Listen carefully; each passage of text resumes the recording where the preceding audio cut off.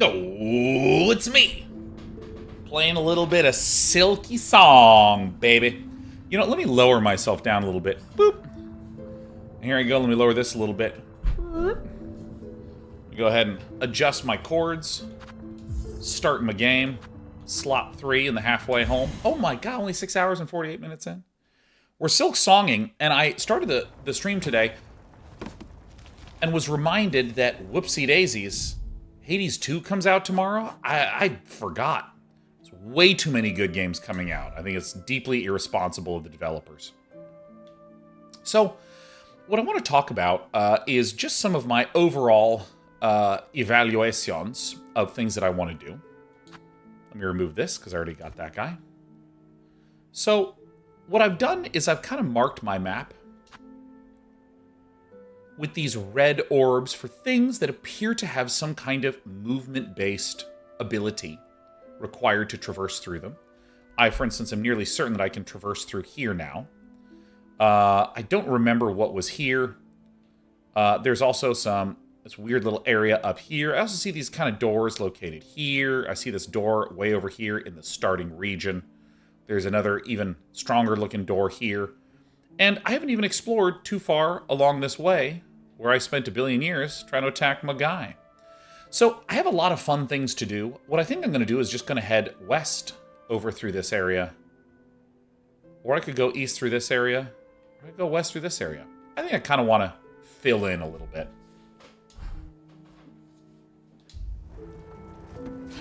We've been having a really fun discussion. And OPT Inferno, I wanted to follow up on one of the things you say, but also apologize, because I expressed that I disagreed with something that you wrote. And I think that even that is too harsh of a term. And I didn't want you to feel like I just stepped in, was like, you know what, I disagree. All right, I'm going to go play the game. It feels like a jerk move. We were having a really fun discussion about... Oops. Kind of how indie games are able to do so much more these days because it's so much easier to do almost anything related to game development. Like, if I actually just take this screen as an example, like, look at how many layers and particles there are. Look at this. Like, we have these feathers floating up, we have this rain coming down, we have this, like, really out-of-focus windmill with these lights here, and there's all the parallax and the layering happening here. There's this mist stuff that's, like, out here on the screen. Like, dude, I remember making games, like, as fun little personal projects, like, in the early 2000s. Whoops. And like, this would choke the renderer. This was too much for the renderer to even handle. Give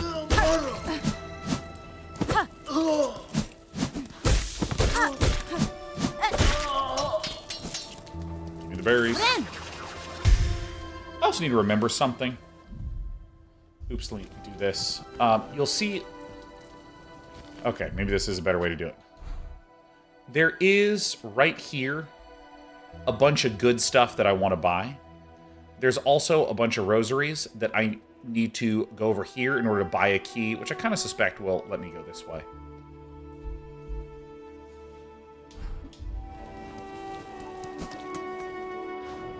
But yeah, I mean, I'm going to stop running as much, so that way I can go at more of my walking pace. There's no way there's not a secret there. I'm a genius. Alright, I'll go this way for now. You know, we were talking about just how in, like, early 2000s, mid-2000s, even early 2010s, it was so hard just technologically to do stuff.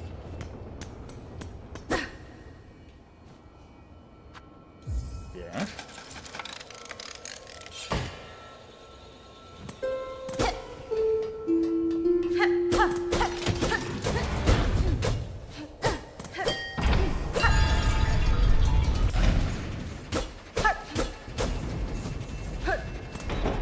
And because of that difficulty of technologically just doing anything, it shut out a lot of, you know, hobbyists. It shut out a lot of people that maybe, for instance, a game like a platformer, in today's day and age, engineering-wise, it's just not that hard to do.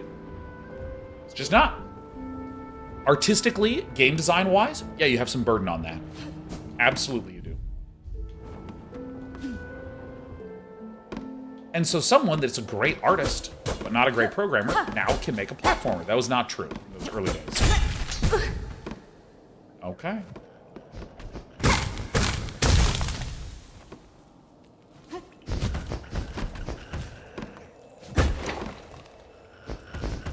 And what I think this means is that, like, especially as it is easier to have an engine that just... Holy moly! You saw me pausing, right? You saw me pausing to make a point, huh? Because I was, like, hearing some noise happening. All right, there we go. Perfect. This is exactly where I was hoping that I would be going. With it being technologically easier to make a game exist, like importing models into Unreal. It just has that built in. Rendering stuff on the screen. It has that built in. Things like processing power being such that you can actually get... You can get a hell of a lot more stuff on the screen. Oh my god.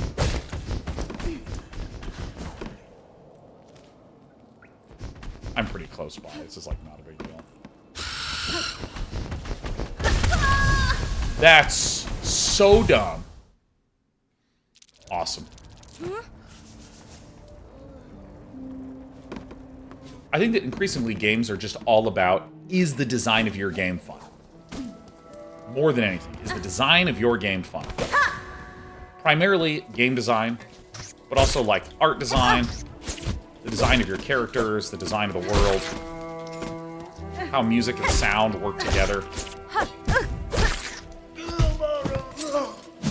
Oh, nice! I can farm this guy for rosaries.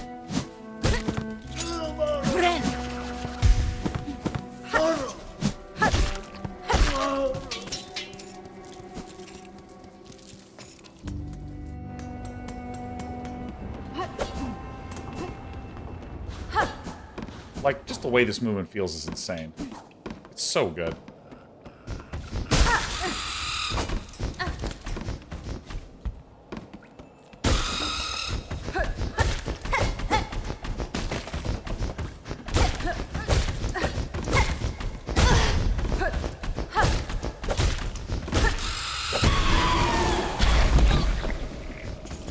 Jesus!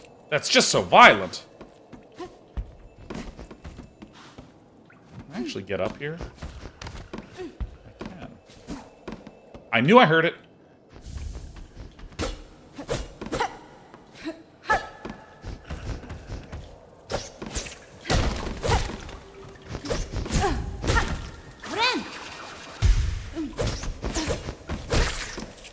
And like the game that I was talking about with was it OTP Inferno or OPT Inferno? Was Mega Bonk, which I've been seeing Shroud lose his dang mind about. I see.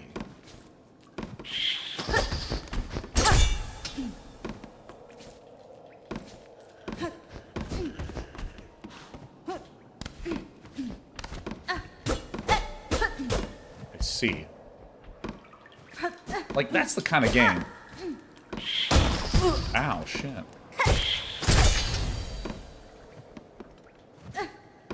That's the kind of game that, like, I think that... I want to talk about the notion of simple. Like, simple to implement versus simple to figure out. And I'm going to do kind of a ham-fisted example.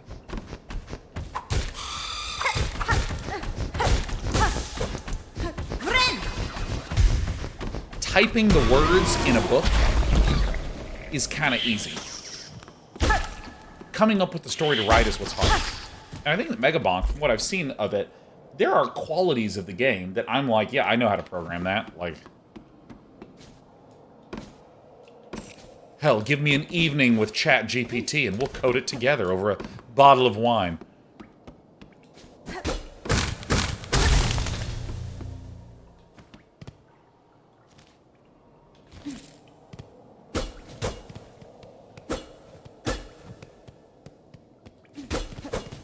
Huh. Interesting. But just because that's true doesn't mean that automatically it's now easy to cause that to occur. Right? Like, the figuring out the process of trying to understand it just takes a long time. And that's kind of why I was saying, I don't think that, like, you'd be hard-pressed to have me describe Mega Bonk or, you know, Vampire Survivors as a simple game. Because, you know, again, the programming of it might be easy to do, but the figuring out what actually makes it fun seems like a nightmare.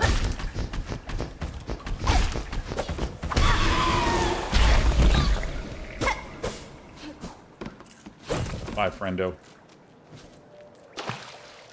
Well, of course, I'm going to do this now, every time I can.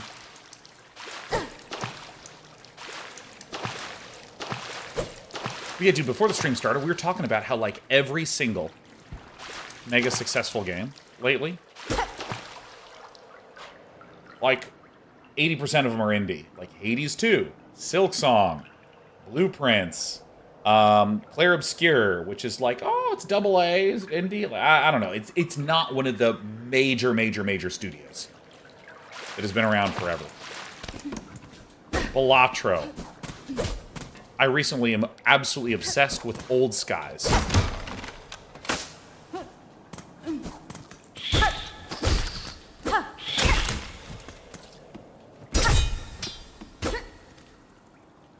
I see. So this is going to pull me all the way back up to this relink point.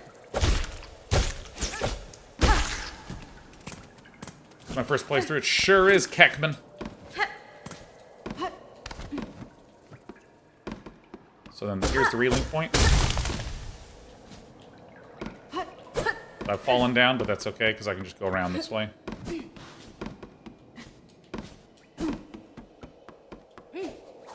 Oh. It's not what I wanted to do. Did you trap me? King KY says, not sure if Old Skies is a hit, though. Yeah, I should have used more precise language. All the hit games, like 80% of them are indie games, and also, like, of the ones that are my favorite, even games like Old Skies, which is much more of a niche genre.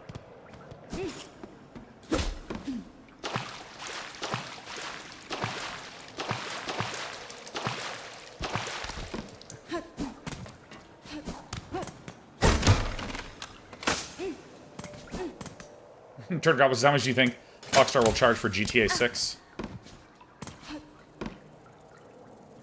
Honestly, whatever number they want. I would not be surprised at all to see $120 price tag on it.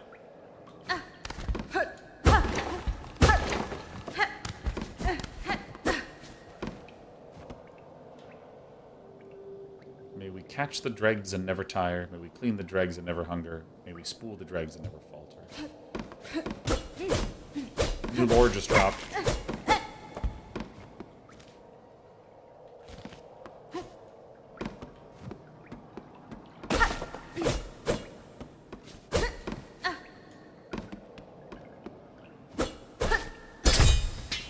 I'm getting better.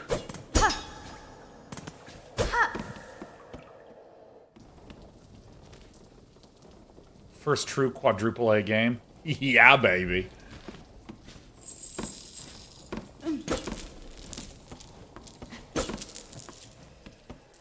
Oh yeah, I have the Magnetar on, that's fine. We're dragging. Dude, I use the word drag a lot. Like, so much.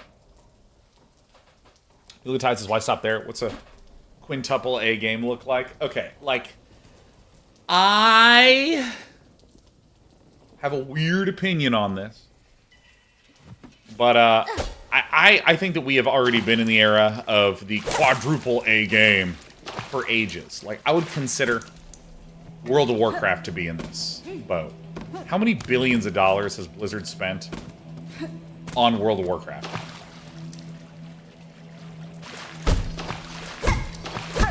I mean, the sheer scope of that game is fucking insane.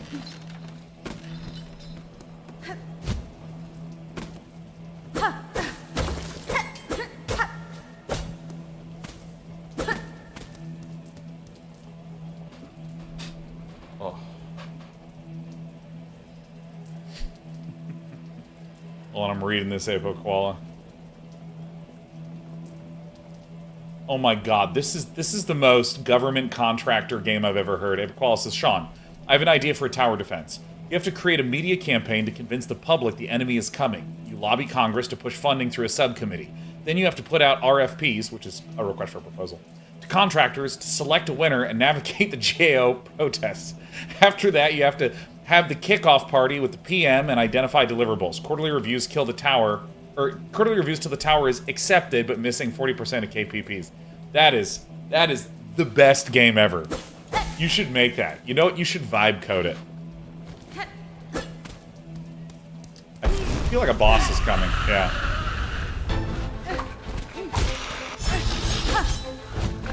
Let's just chill for a little bit.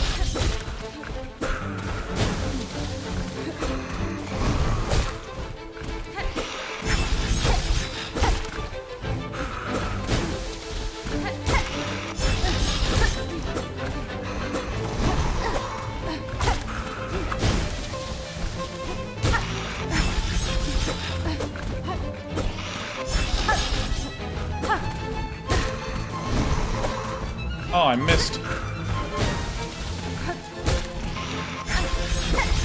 I can't believe we're not hitting them. Oh, he's still alive. Woohoo.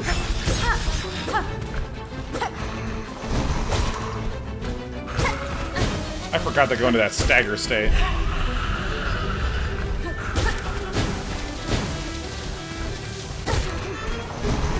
Oops. Alright.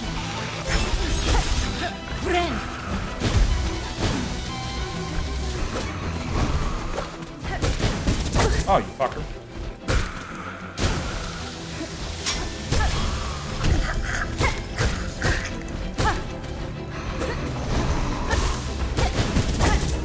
Oh yeah, I should probably wait again.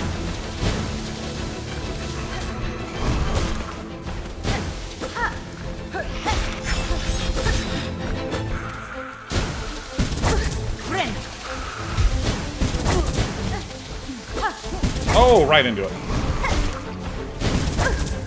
Thought I could parry it, but maybe I was crazy. Yeah, fuck.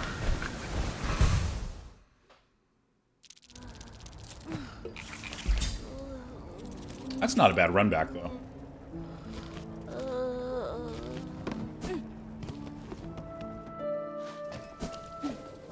Yeah, all the bosses in this game have felt really reasonable, which has been really lovely.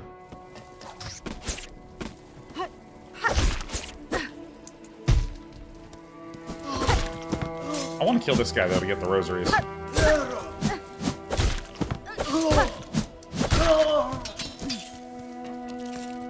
Whoa.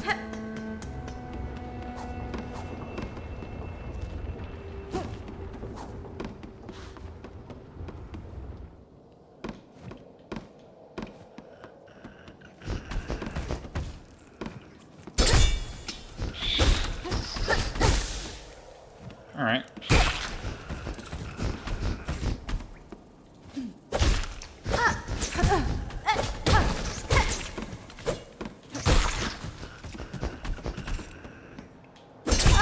Oh, I thought I got it. I thought I could bounce off it.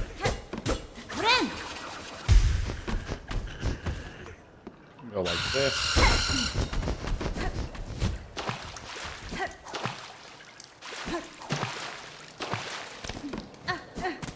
Dude, Turco, this is a pretty incredible gaming. Absolute Bapanda. What's Bapanda? Is that a badass thing to be a Bapanda?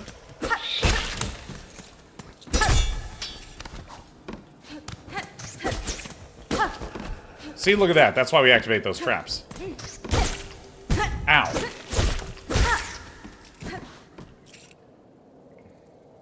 Bapanada? Bapa... Who says Bapanada? Who says bad panda?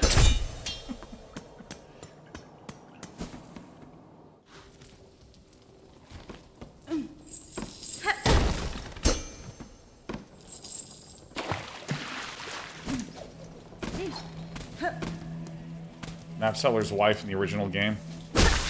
Dude, that's just a generous run back.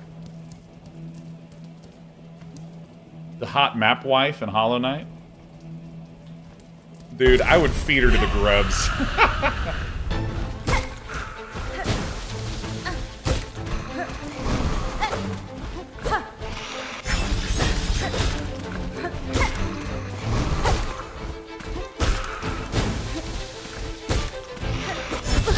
Oh, I dodged out of the way, you jerk. Alright, I didn't dodge that. I actually think that, like, most of where I was taking damage is when I started to get comfortable. I should just wait more.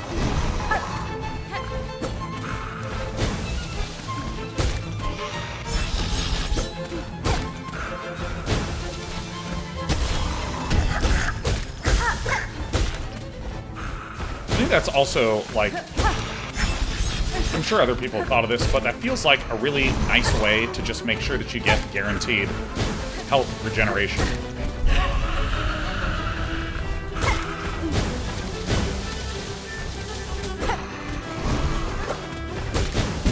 Oh, that always gets me. Parried.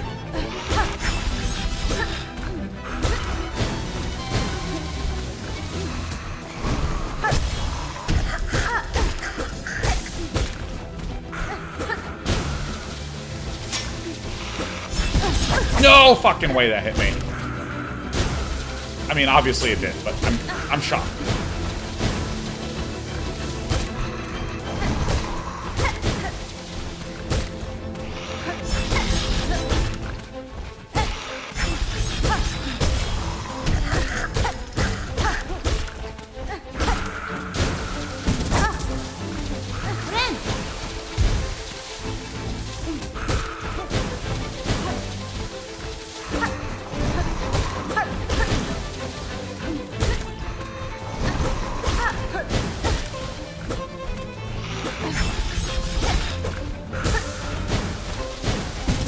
Whoops. Alright, that was good. Nice. Woo!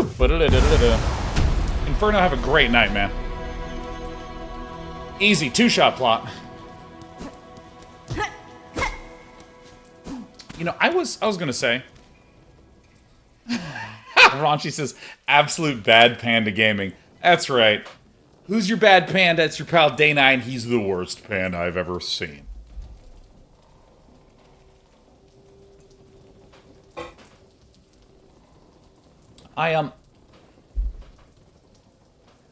Bizcake says, the boss used to deal 2 damage. I mean, it wouldn't have mattered. I'm just, like, way too strong.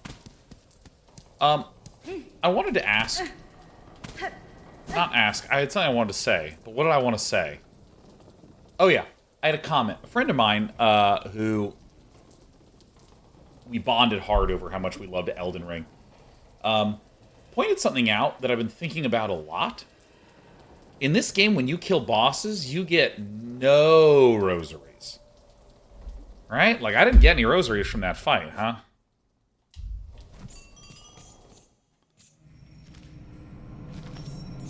And I don't know if I like that.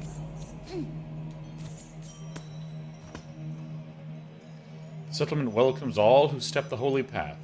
May you ease your shell within, that your strength renewed can carry you higher.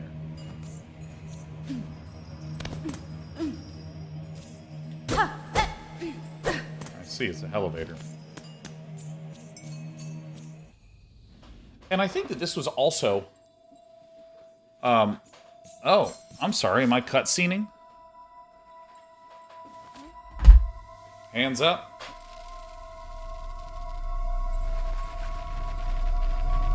Spiders coming out of their eyes?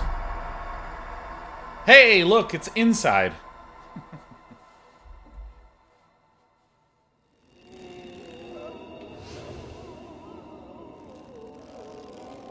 Haunted Ballad.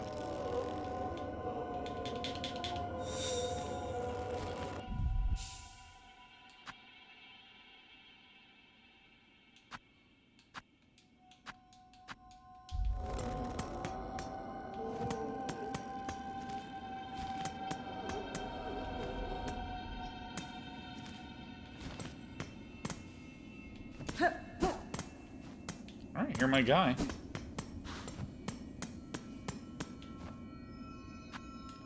Insert 60 rosaries.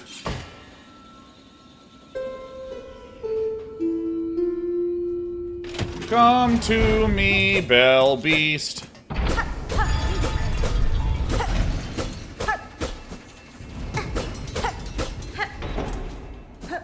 Yeah, I mean, like, the biggest criticism I had of Shadow of the Erd Tree,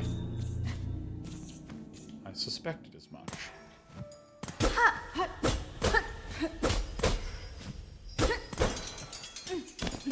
The biggest issue I had with Shadow of the Erd Tree is that... Actually, I should back up. A quality that I really loved in Elden Ring is... What do I want to say? Okay, I'm going to back up. I'm going to bring up Link to the Past. It's the easiest one to bring up. Dark Souls also has this quality as well, where you enter into a new area. And in the new area, you go... come on, brain. You enter into, like, a new fortress, and you go, wow, this place is crazy. You begin exploring it. You're making more progress. You're finding new save points. And at some point, you find a boss, and you beat the boss. And there's something psychological that happens at the end of that sequence where you go, ah, I'm done here. I completed it.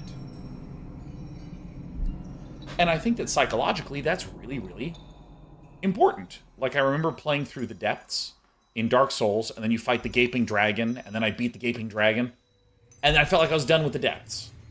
And indeed, there's other things that reinforce this idea where, you know, I'm going to make some stuff up. It gives you the red key, and there's a red door you couldn't get through. And you go through the red door, and there's a new area. Oh! You know, it's kind of similar to the loop that I just did up here, where I was in this area, and then there was Birdman, and I killed Birdman. Now I'm getting to a new region. Cool. But I feel like that notion you can do in all manner of different ways. So, for instance, let's imagine that we're in a video game, and there's a fork. And I go down this fork, but it's a dead end.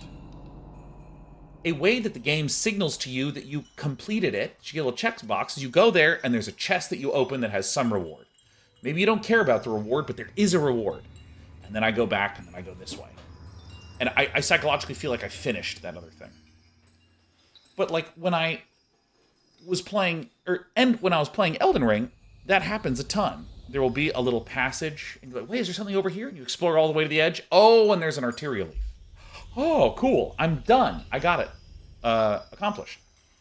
And I think that there's something that's really powerful psychologically about getting rewards in this way. It's not necessarily that I want a thing that makes me grow in power. Like in Elden Ring, when I got my 99th fucking arterial leaf again, oh, I don't care about the arterial leaf, but I am satisfied because I completed a thing and I got a thing, and that's good. You know, I think that, like, there's Zelda games that I've played where every time you beat a boss, you get a heart chunk. You get 4 heart chunks, you get a bonus health. And it's hard to find those heart chunks. So the fact that the bosses give it to you gives you a sense that you got something good. And I think that in this game, man, like, I keep having a feeling that I got when I was playing Shadow of the Erd Tree, where there would be a really long passage, and I'd work all the way down the long passage, and be like, ooh, I wonder what's at the end, and then I would get to the end, and it was just a dead end. And it's not that my brain went, oh man, I wanted a reward. It's that my brain goes, am I missing something? Am I done here?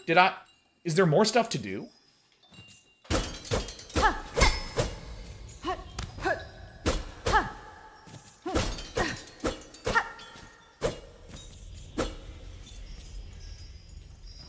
What was this? Korokatello. do you want, slave? Da, fenestra. Slave? I'm a traveler. What?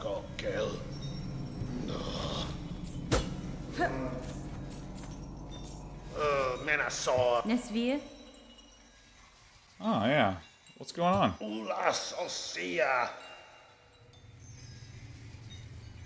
Alright. Surely, don't imagine your own end will be different. All that hunger and fear and pride, filling your fragile heart. You're too bound to end its snare. Burnk, Bagon, and Farloom, only a fool believes himself free. Menasor. When strings are cut, pain will return to them. They will remember fear and longing. The choice you make for them, such power you grant yourself. Right. Apta.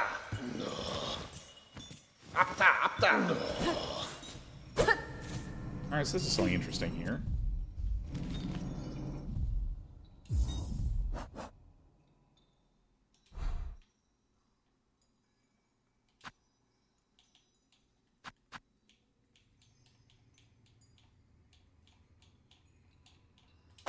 There we go.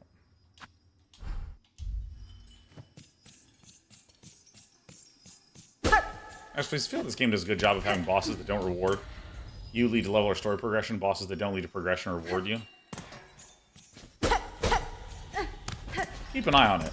I don't know, again, how fully I agree with my evaluation of Silksong, but I do agree with myself regarding Shadow of the Erdtree, which I have played enough of.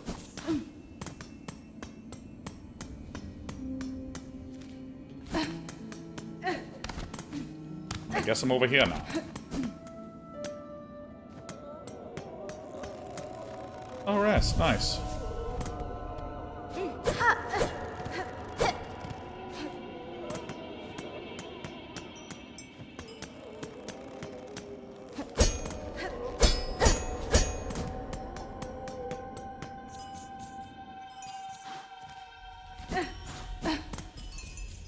I see. Okay.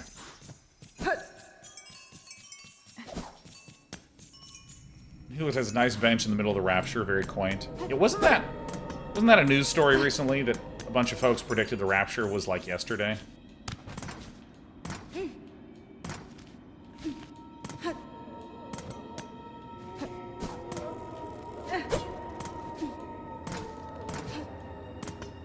Oh, I see. So if I can save everyone, then I have a town. Must have missed it. Yeah, no, I slept in, so I didn't get raptured, you know. I was pulled into the heavens, but, like, I have a roof over my head, so I just pressed against the wall and then floated back down onto my Tempur-Pedic mattress, which felt really nice. Provides a really soft landing.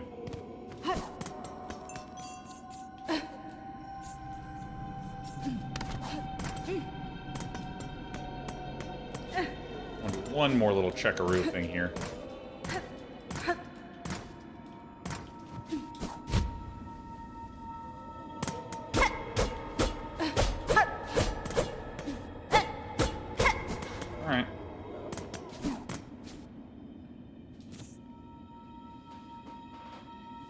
Dude, yeah, growing up in Kansas, there was, like, a rapture prediction, like, once a year. Someone welcomes all a step by the holy path. Ooh.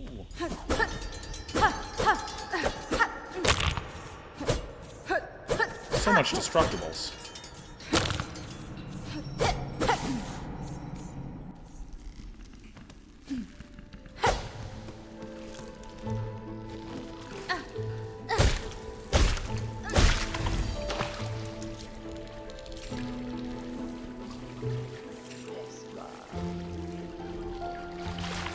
Okay, so actually, what do I wish to do with my time?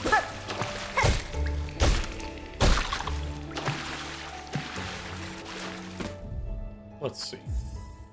Oops, this.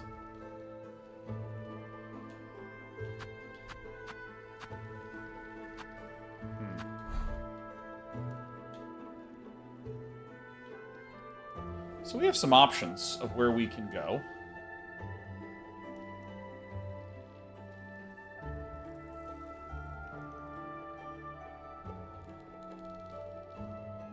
I think I'm just going to keep going left. Just kind of wander around.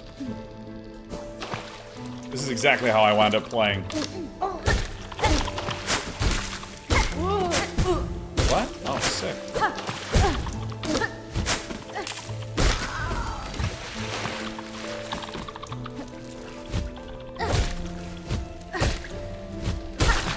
That's such a funny way to fight.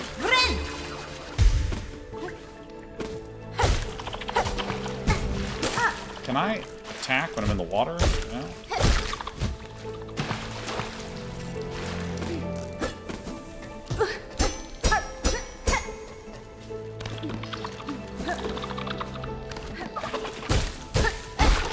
Cornifer arrives. Whoa! Whoa!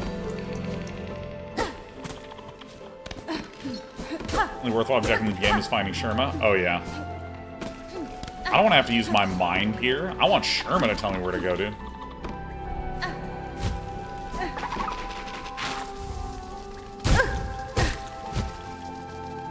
Floating this way.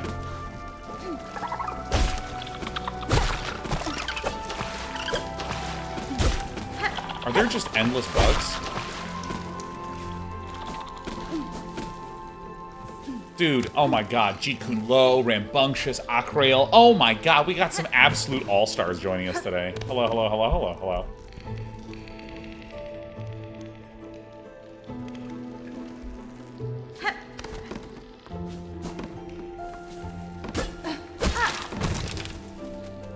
Dude, I have no idea what this resource even does.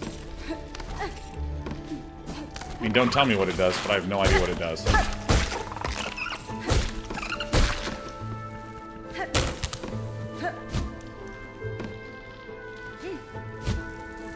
I want to see what's down here.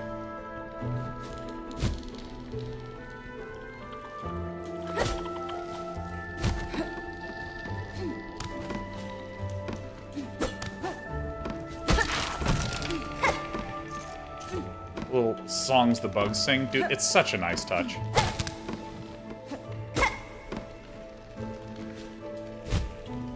Dude, I actually think that this is like paramount to making a game awesome in today's day and age. It's just putting in a whole bunch of the like, dude, you know what'd be cool?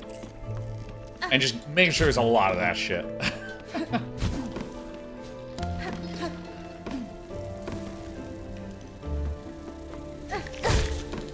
What is this? I can do that too.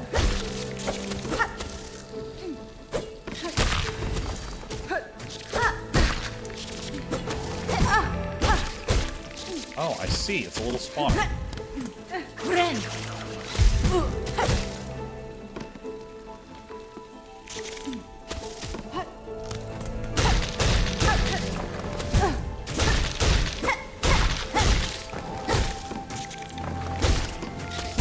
Fuck me, man. Oh, shit.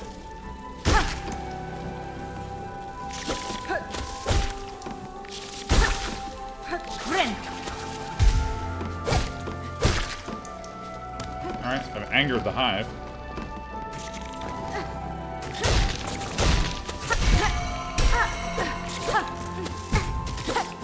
Wow, that's hard.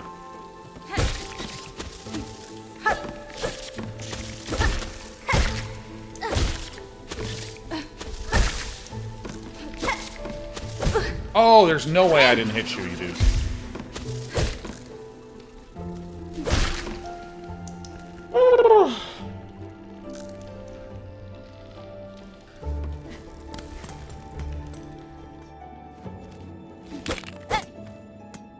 Dude, listen to how the audio changes there. Oh my god, that's so good. Listen to this. You hear the echo? Then you go in here.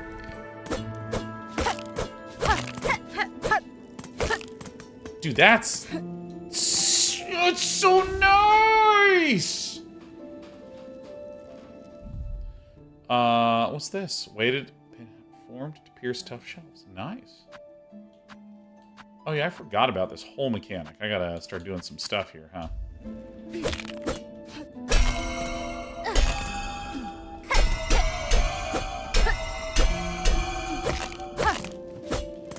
Huh. This is the same sound that plays when you hit, oops, this door here. This is the same sound. So what we're going to do is I'm going to put a little marker here.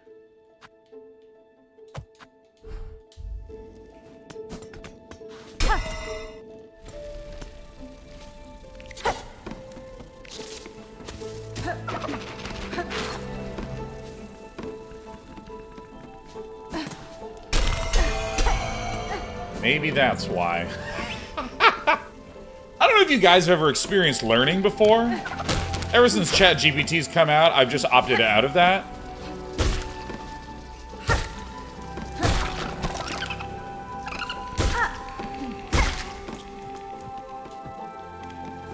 Nope, never learned, not even once. Yeah. The invention of thinking. Dude, no, Do you guys remember The Giver? If you grew up in America, it's like mandatory reading in your English class. Where you have this utopian, dystopian society. And the only one that actually has memories of pain and joy is the giver, who just basically sits alone going, oh man, I'm dealing with a lot of shit. And that's very relatable because that's how it feels like to be an adult man. You just sit there and you go, oh god, I feel. And everyone says, are you doing all right? And you go, yeah, I'm fine. So that's the giver. And he, like, gets a giver trainee, and the giver trainee starts to realize, oh my god, there's more things that can be, like, felt and shit. Oh, mamma mia. And, like, you know, the sort of climax of the book, film, whatever it is that, like, the boy escapes, and he has all these memories. He's gotten away from this dystopian society. And it's all thanks to his ability to actually, like, feel what humans lost in this fake utopia. Like, bro. I think the same thing's gonna happen with, like, ChatGPT going to the extremes where people are gonna be like, I don't actually know how to think, I just say shit to the bot and it just gives me the answer, and then, like, we're gonna go into idiocracy, and then 40 years later, someone's gonna think for the first time, and it's gonna be, like, a big deal. That's what I think is gonna happen, man. It's gonna be great. I'm already on the anti-thinking train. I can't wait. Instead of the giver, there's the thinker.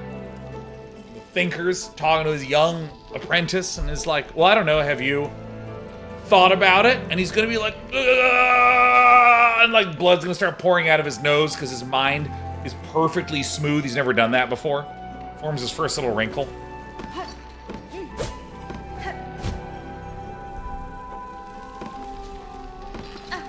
This sounds like a good parody book, to be honest.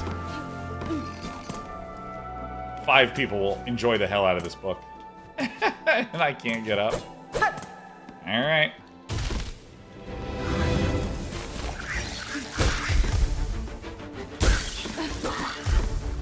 I've played against Quaylag. I know how these work.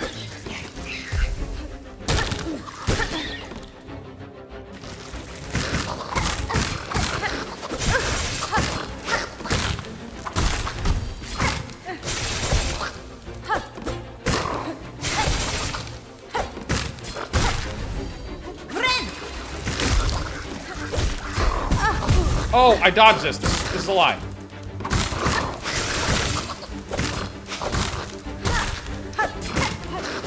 Oh, shit. Oh, shit. The wrong ability. Oh, I used the wrong ability. All right. I was just very startled when I suddenly was not in the place I thought I was in.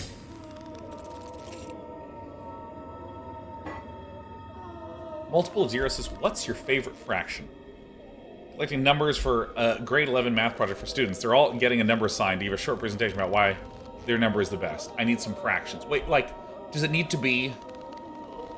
Can it be any fraction? Does it have to... Can it be a rational or an irrational fraction? Like, I'm curious. Like, this really depends.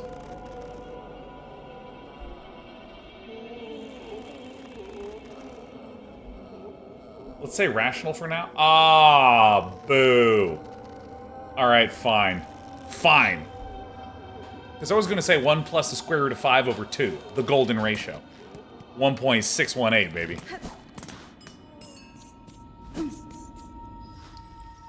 But if you want a rational fraction...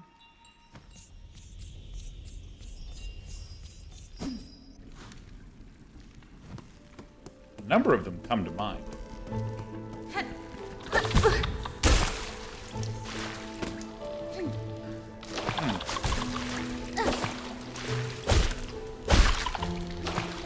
let's see. I'm going to give you a bunch of them. Multiple says, guys, grade 11 students don't care about 69 or 420. They only laugh at 67. That's such a good line. Oh, because it's so fucking true. And if you go, what's 67? Then I want to let you know you're a millennial. Ow, shit. Am I awful?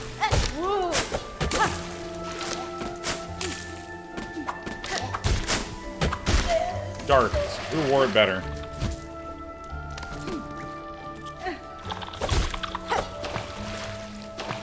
Look, I'll give you a few, okay? So, first rational fraction that I like, 5/8. Because when I was a kid, it didn't occur to me that you could make a song in 5/8 time. It's an unusual time signature. And I'm fascinated by the fact that the jazz song Take 5, that was specifically composed to be in 5/8 time, is the #1 selling jazz album of all time. That's a sweet fraction. Another thing that I really like in math is the idea of, well, I mean, every mathematician loves primes, so, you know, that goes without saying. But relative primality. Numbers being relatively prime to each other. Love that shit. Relatively prime means the two numbers don't share any common factors. So 4 and 9, it's nothing in common. Like, if you had 4 and 6, then you can start dividing things up evenly. Both factor out the two of them. But, sorry, 5/4 time, Turd Gobbler. Sorry, I was 5/4 time, 5/8 time. You know what? Let's hurt everyone in music. 5/8 and 5/4, it's the same time signature. It's fine. It's basically the same.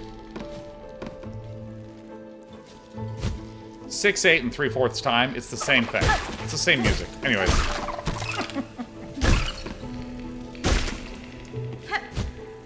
But 4/8 or 4/9 is interesting to me because you get your relative primality going. And relative primes in games, really good number. Oops. Oh wait, I need to kill the hive. Oh wait, the hive is gone. Because whenever you have numbers that can't divide into themselves evenly, you get interesting stuff to happen. So, like, if you had, well, take Dota. You have 3 lanes and 5 heroes that just don't divide up evenly. Which means you get asymmetry.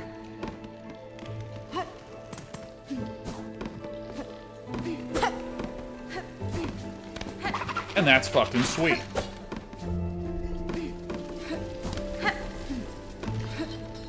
Icaros, is any relative prime subs? Let's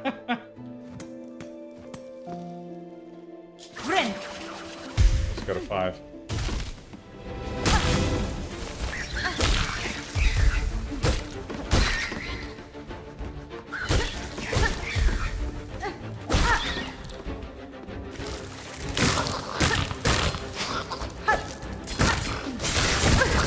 Oh, that spinning move.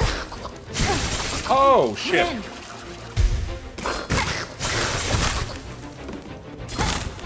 Let me see if I can see him do his spinny move. I want to see what his little animation windup is. Can you do your, like, dive attack? 'Cause I'm trying to see what the animation is that looks like that. So I should probably kill this guy first. Yeah, oh, Jesus. Yeah, so I'm trying to figure out what the animation looks like when they're going to do the spinny attack, because I think that's important.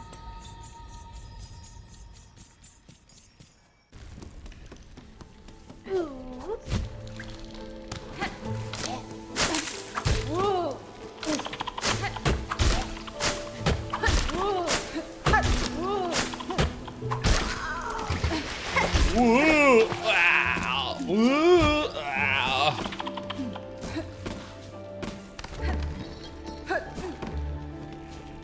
I guess it's funny how brilliant map design can come a billion money's industry. The Dota map layout just works with so many different kinds of games. Yeah.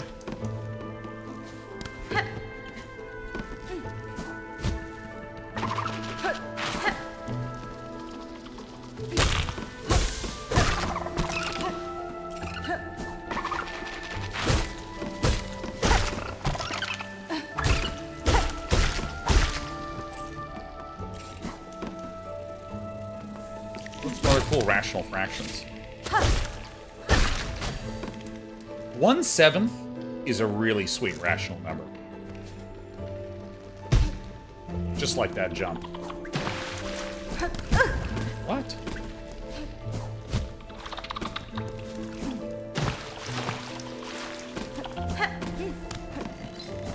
One seven, 2 7, 3 the 7th, 4 7th. That's a fun rational number because it's the same sequence of digits. It just starts with a different one, as opposed to like 1/3 and 2/3 is 0.3, 333, and then 0.66666. Different digits, but any number that has a 7th.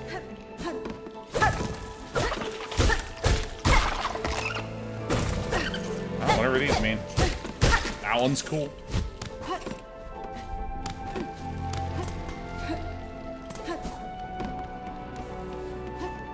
Because I was at MLG event while I was in college. We went in line to meet Day9. I was desperately trying to finish my abstract algebra homework that weekend. When I got in front of line to meet Day9, I handed him the problem I was working on. He read it and then read it again, trying to think what the solution would be for a minute until he realized he absolutely didn't have time to solve it. He wrote, "It's trivial." I'm so fucking annoying. Oh my god, that story's... Oh yeah, that's definitely me. Yep, I did say that.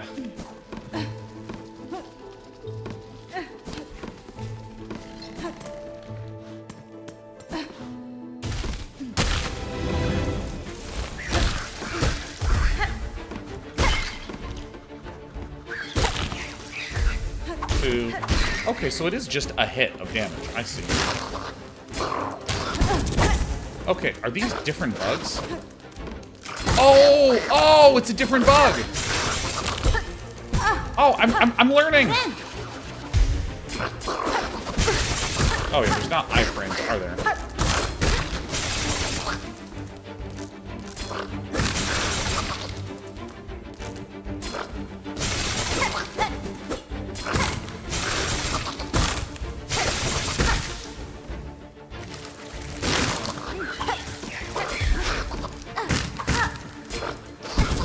Fucking asshole. Well, that sucks.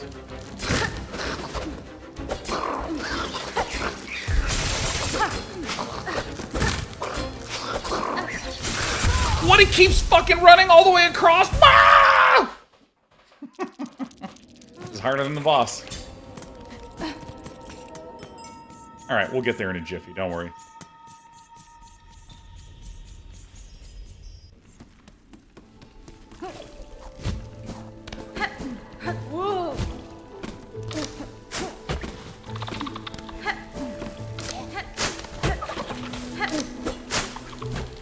Alright. This guy really follows you. I get it. I get it.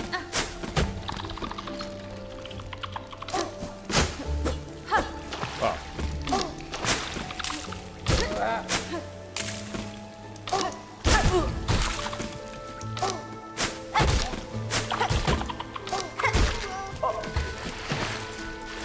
And what is this move that I have here?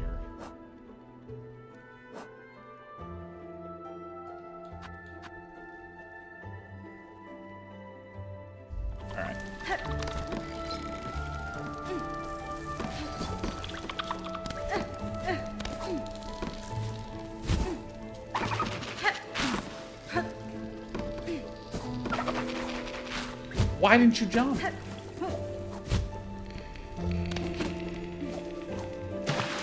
Alright, I gotta get a little better at this.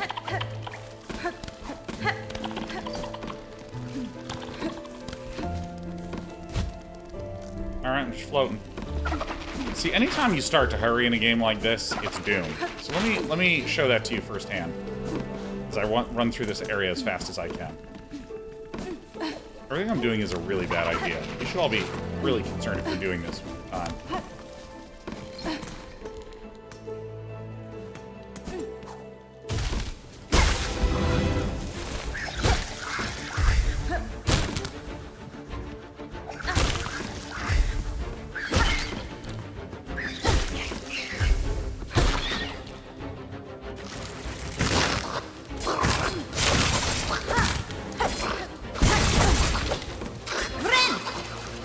very lucky. Sheriff, not now.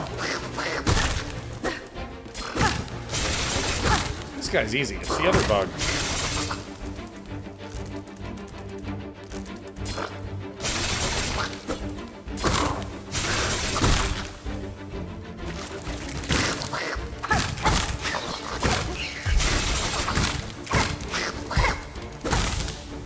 Got him! I won! Hi, Sheriff. Look who else has a little bug. It's you! Sheriff! Come here. Come on. Come here, little bug. Stop running away.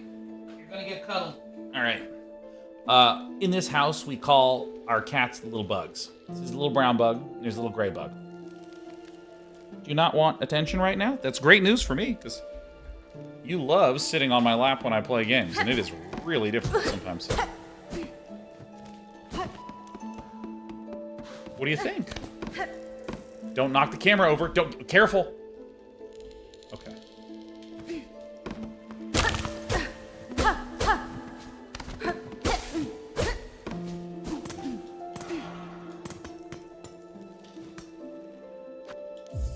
Why not? Whatever this does.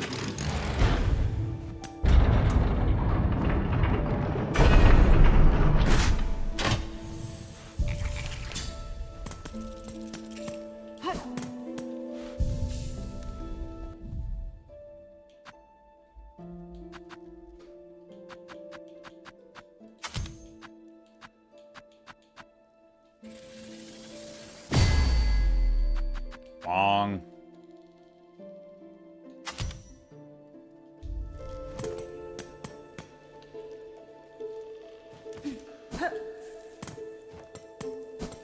He didn't lie.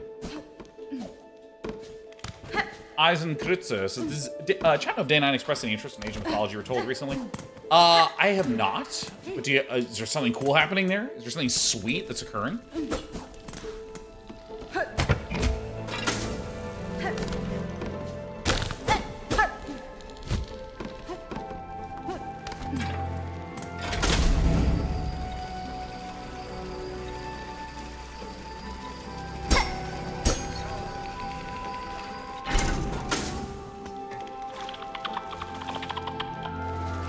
What the heck is this?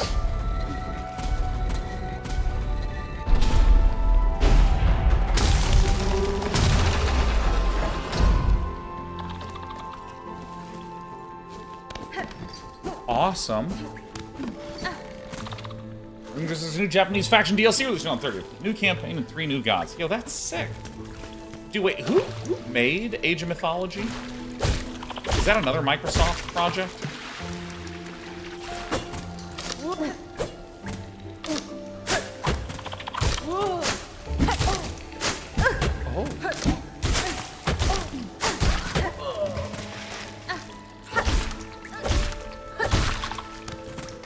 Dude, you know what is insanely exciting? That I have been keeping a sharp tab on? Y'all know Starcraft 2 didn't just get a public test patch. They updated it.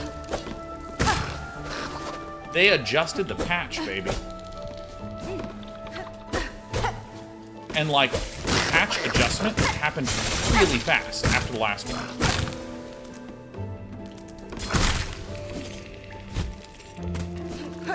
And the changes are kind of insane.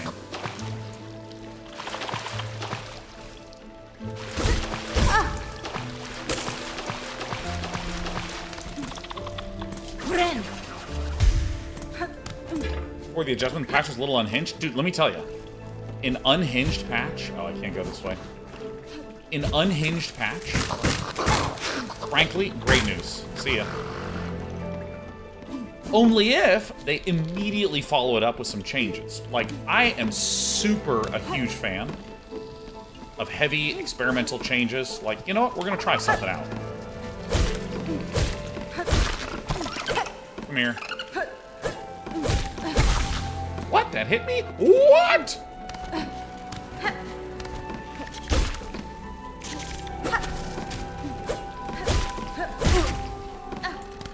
I'm such a doofus.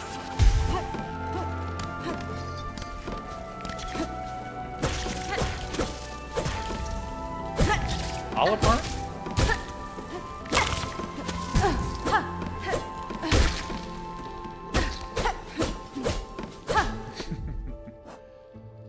Every now and then I fall apart. Core of a flower formed around the body of a consumed wood wasp secretes a sticky sap the wasps subsist on. Yeah, because I mean, I genuinely think a game like... Ouch. A game like Starcraft lives and dies on interesting change. And I don't know what the heck has been going on with Starcraft 2 community over the past 10 years, where... Actually, it's actually been always since Starcraft 2's released. Me and all the people that play Brood War were always kind of surprised when people who were Starcraft 2 fans would say things like, dude, but Starcraft 1 was never patched. Like, the last patch it had was, like, 2003 or whatever. And then they didn't touch it since then. Because it's pure and it's perfect, and that's the sort of perfect balance. Starcraft 1 had changes all the time going on. It was just done with maps and map mechanics in order to keep the gameplay interesting, because that is what the tournament owners actually had access to. They weren't allowed to change the core data, but they were allowed to change the maps and explore map mechanics however they wanted. And this led to really wild, interesting maps, like Arkanoid. So, like, StarCraft 1 is, like, some of the most change-rich... One of the most change-rich games out there. Still happening today. Yeah, you're totally right, I guess. And, you know, I was just... When you started introducing StarCraft 2 maps that were weird, like Golden Wall, I started to get really happy about StarCraft 2 gameplay again. Because, like, when StarCraft 2 came out, it was, like, 6 dog shit maps that produced interesting games. Like, what was it? Like, Scrap Station, and Metalopolis, and Delta Quadrant... and Zelnaga Caverns. Oh, or some of the other ones. Like, these maps are just weird. Steps of War.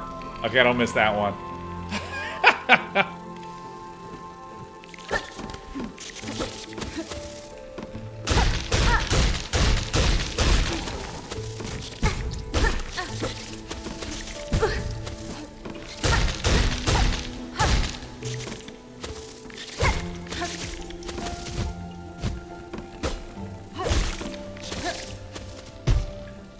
I'm deliberately running away from these guys to get to more open areas. This is the hardest enemy in the game so far. Jesus!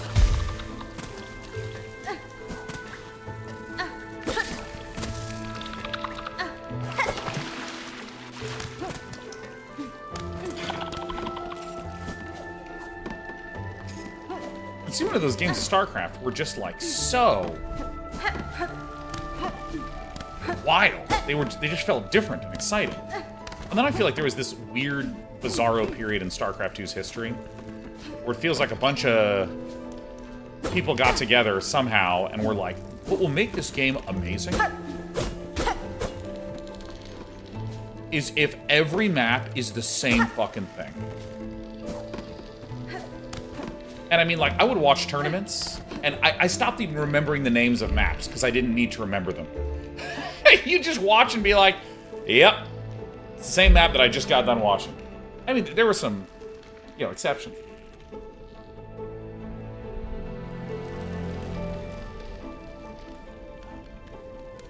Oh, shit. Oh my god, it's wet everywhere.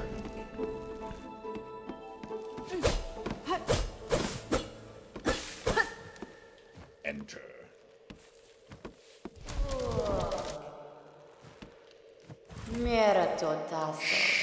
Shell? White mask, red cloak, bug, a living bug? Yeah, I'm a bug, at least in part, and you're something quite different. I apologize to rouse you from deep slumber. Slumber, long sleep, and now is the waking. I am Tentacles. Growth, time of birth approaches. He bug, the time of birth approaches. Bug, only your left. None more tread here, none. For the right, the polyparts, they are needed, bring them here for right. Yes. You need to talk to people more and more. To Million. Alright.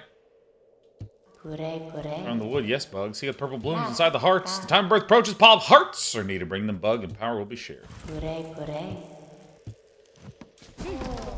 Whoa! I need to talk to NPCs more because, like, that was a quest that was granted. A little late. I had to talk to him twice. I don't think I have a lot. Katestre. Fadastama.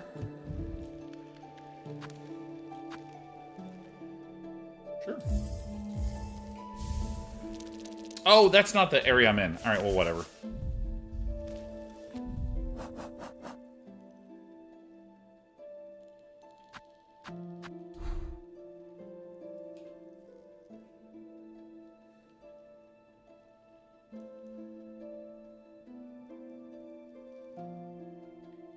Interesting. Goro Yoshke.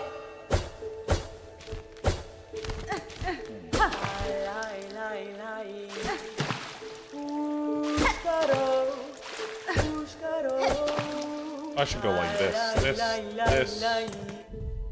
So let's see here. I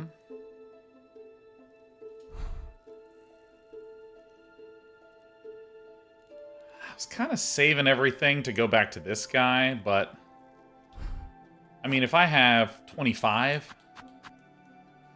I guess I can break one of these. Yeah, I mean, it doesn't really matter. I thought I had way more that I was saving up. Kietska.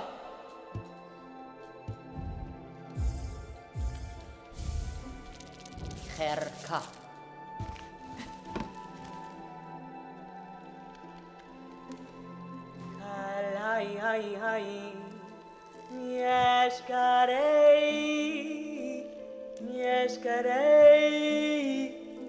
What did I mark there?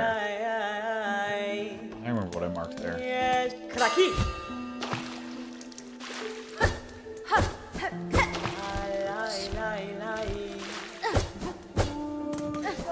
There we go.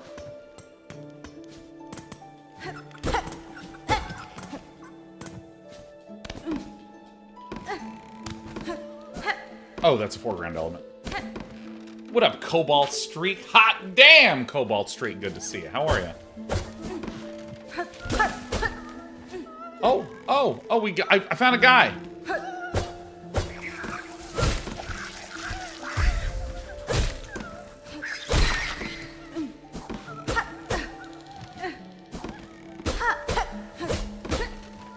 I wish I could play this again for the first time. Dude, it's just so good. Yeah, actually, okay, Cobalt, I'm curious. What are like 3 of your wish I could delete my brain and play again games?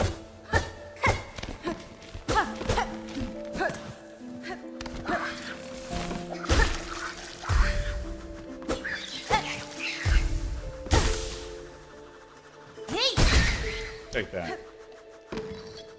Now, do I want to go down this way? It's over here. Ooh, interesting. Zap Gaze is Outer Wilds, Outer Wilds, and Outer Wilds. Also, Zap Gaze, what a treat to see you. Oh my god. Cobalt says, Ori and the Blind Forest is pretty up there. Chrono Trigger. Oh, ooh, yeah. Ooh, yeah, that's what I'm talking about, baby.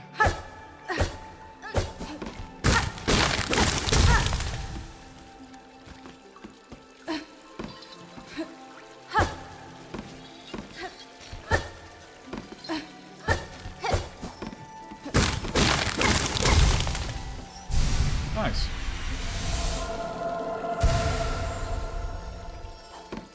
Oh, dude, these are some great ones. Zavia's been loving the Blueprints, or loving your Silksong streams and missing the Blueprint streams. I am gonna know Life and Blueprints once before the end of the year. Just once. Just once, I'm gonna know Life. For like a few days. I'm just gonna get up and like Blueprints binge until I pass out and get up and Blueprints binge. Hell yeah. Let's see, what are some of the ones here? Chrono Trigger, that seems like a good one. I really like that one. On stream? Oh, of course on stream, 100%. King of Flax finds his Outer Wilds and Antechamber great choices. Final Fantasy VII is a wild card. Ooh, so good. Don't Defense is Persona 3, Persona 4, and Persona 5.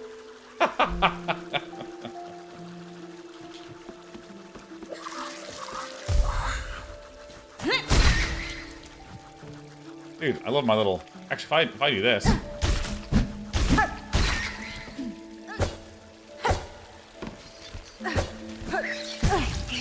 Oops. Dude, for some reason I have a harder time going down on these than going up. What? Are you kidding me?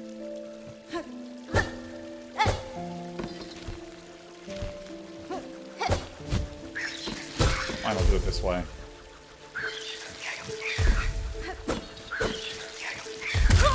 Oh, the fucking ceiling. It's the funniest death ever.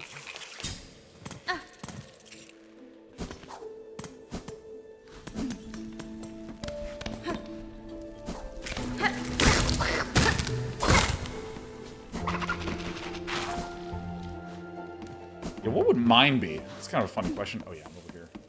Tall people problems I know.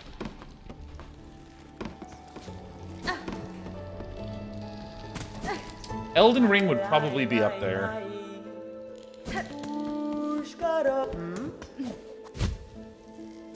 That's actually... I never even thought about that. I mean, I see these things and I'm like, alright, I guess I bounce. I guess that's how it's done. Oh, whoopsies, whoopsies.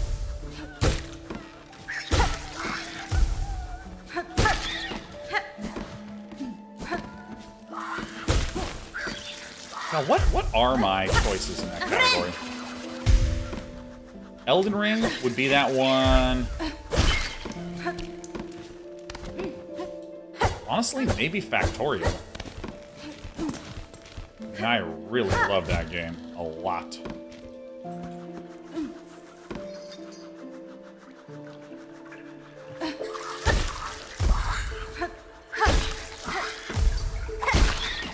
Actually, wait. Oh, I'm dumb. Sure.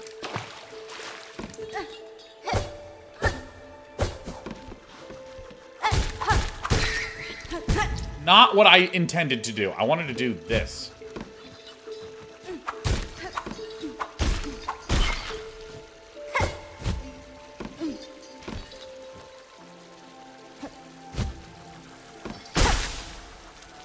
Alright, now then I'll just go back the other way. That's actually pretty funny. Oh, shit. Fuck.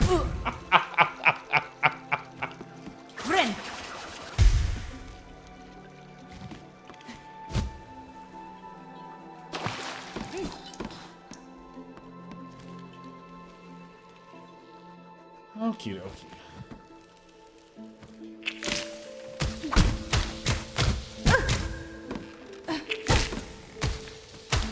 Oh, it goes down.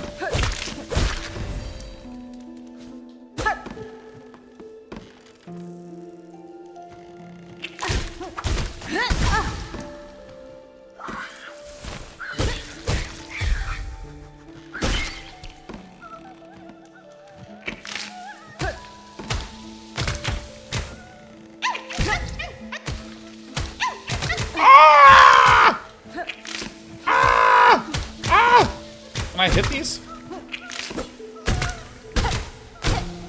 What? No fucking... Goodness. Oh shit. Oh shit. Oh. Oh. Oh. Oh. Oh.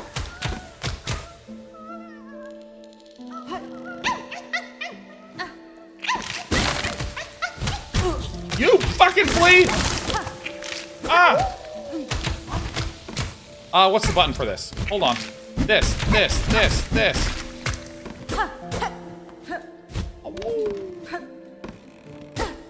I did it. I saved the flea. All I needed to do was to scream a lot.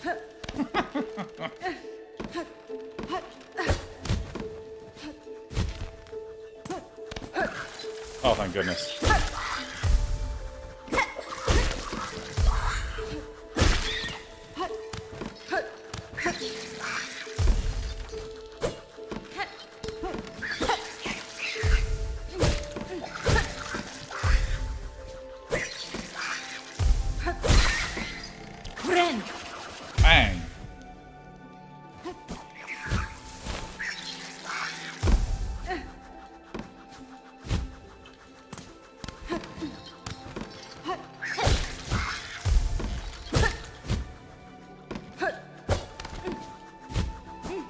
Subnautica is definitely one of those, like, delete the brain, re-experience kind of games, for sure.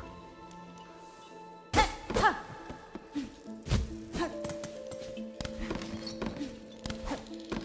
trying to think of games on stream that I was, like, so moved by, I cried. Oh, you're all back again? Oh, this is bad news.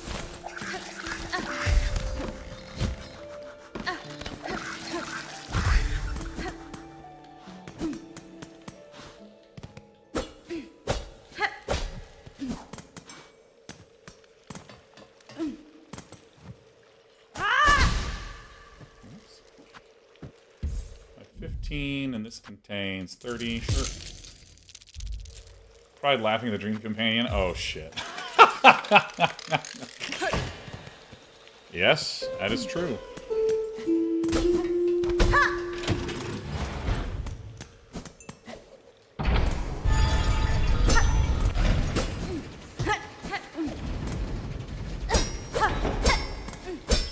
Yeah, it might be Chrono Trigger, because Chrono Trigger is like the kind of game that just moved me to such a powerful degree.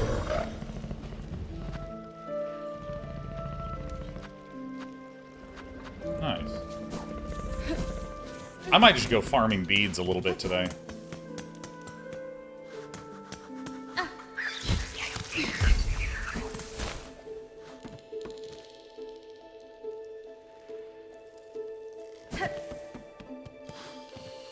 Boss fight?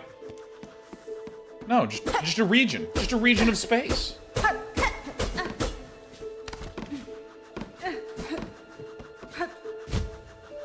Unavowed, I would actually love to have my brain deleted. Unavowed was so insane.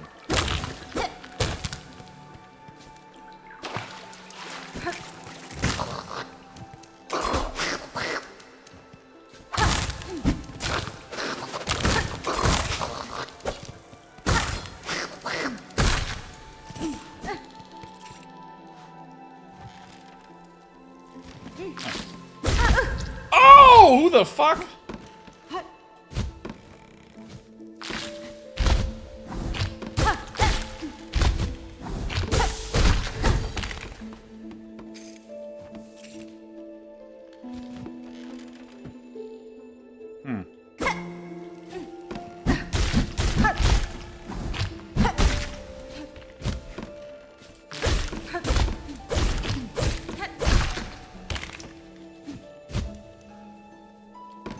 Alright.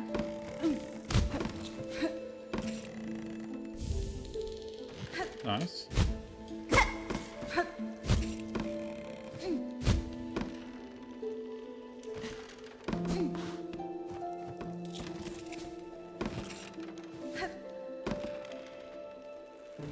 Huh, really?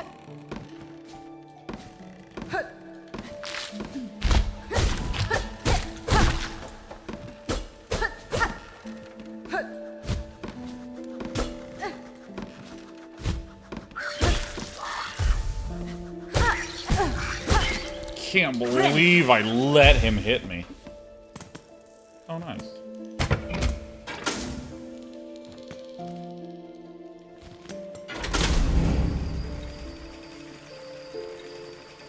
So.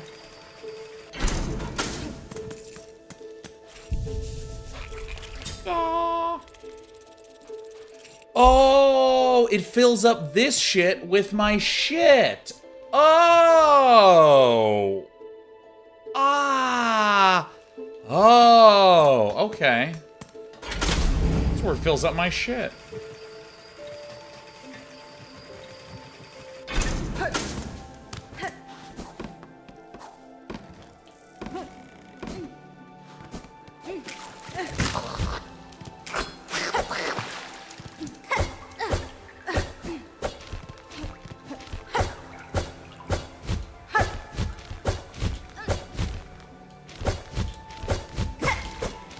Oh, that's how I have to do it? Oops.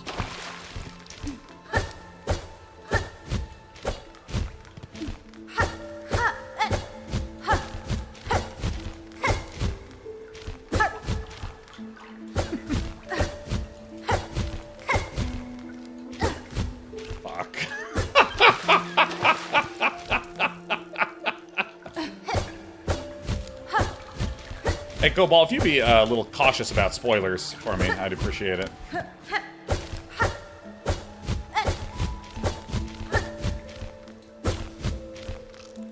The first time, I was able to do it. So easy. You know what? I just have to have more confidence. In fact, more arrogance. That's what I need.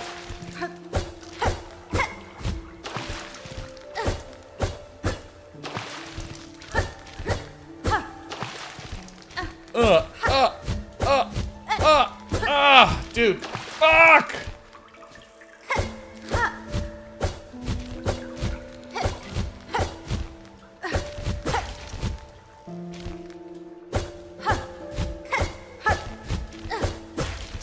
Got him. Be still, my Paul apart.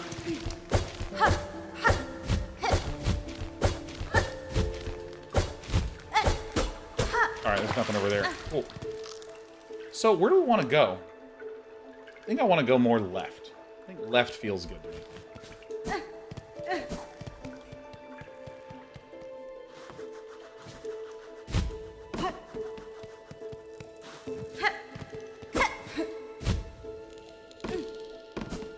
Alright.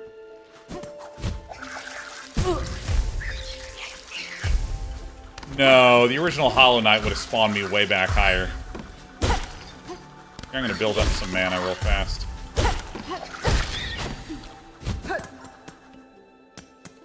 Oh, Collage. This game is a good one. Hey, my guy. That was a good trip. Good trip. Good talk.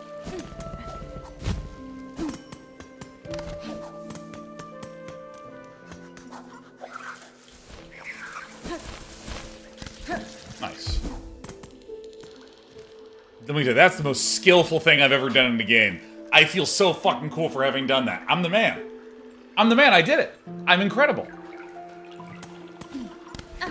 There wasn't even a lot of stuff to dodge, but I dodged it. By God, I did.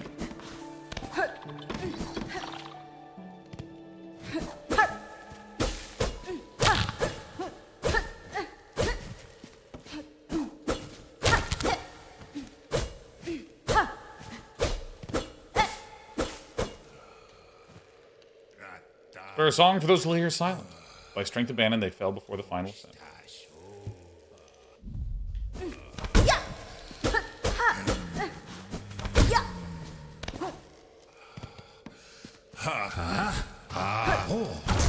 Whoa!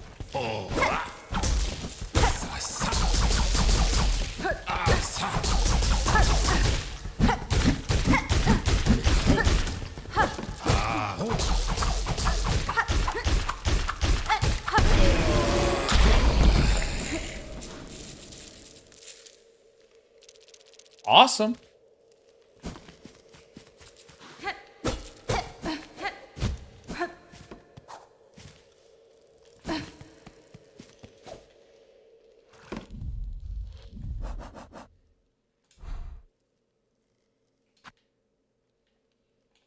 I don't really know what this is about.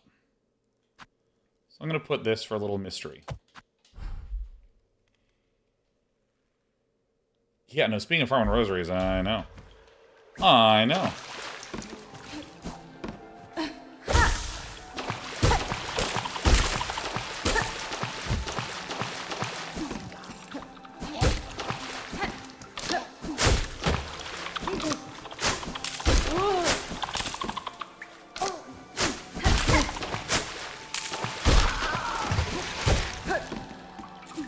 Alright, nice. Oh! No! No! Oh! Oh, I've become shitty!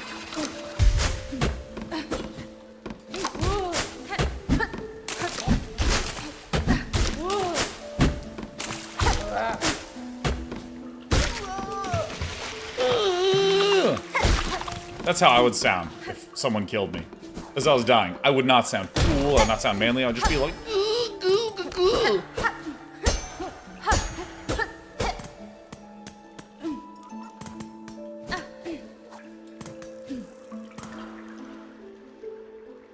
Intéressant.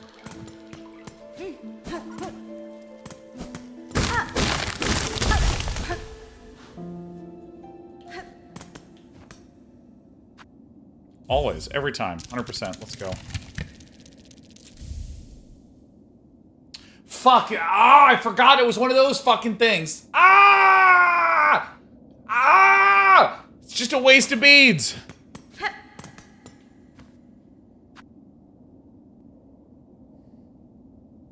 This fucking game is my favorite thing I've ever done. Alright. God, now I know what it feels like to invest in crypto. Alright, let's get in there.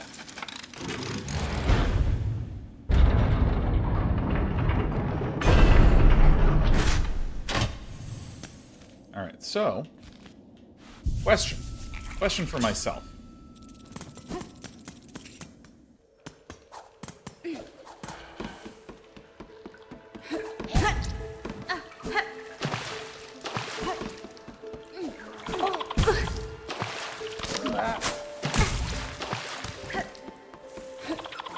My guy back?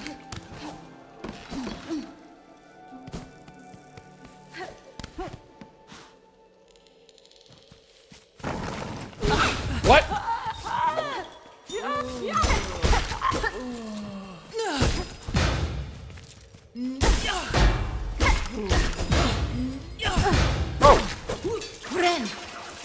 Not bad.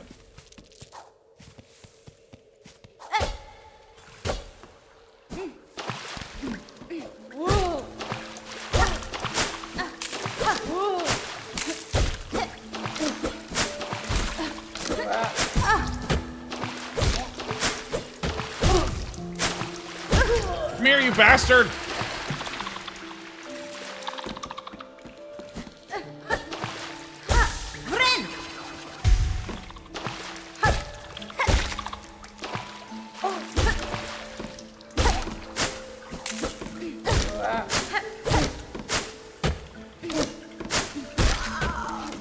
Wow!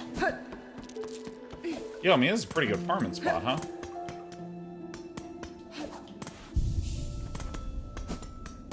Let me see if I can do this again. So I had 70. Let's see how many I can get in a single go.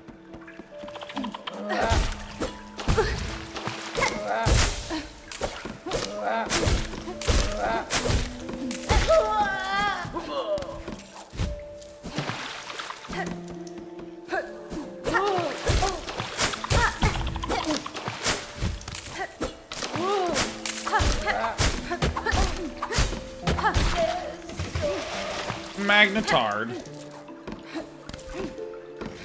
Dude, ever since I played March of the Giants and there's that item called Magnetar, I can't stop saying Magnetar.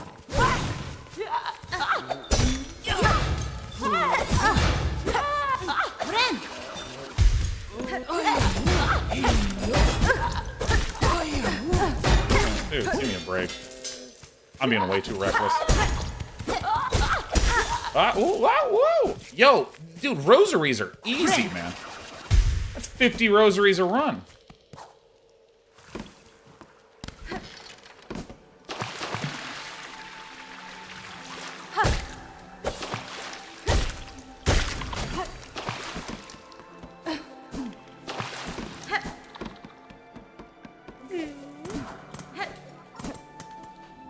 Alright, so, you know what? One more time. One more time.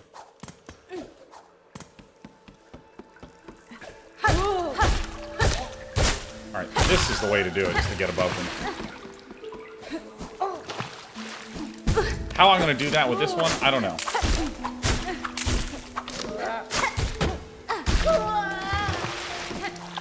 Dude, you can start getting really good at this game. I mean, I'm not, but like, I feel like you can be.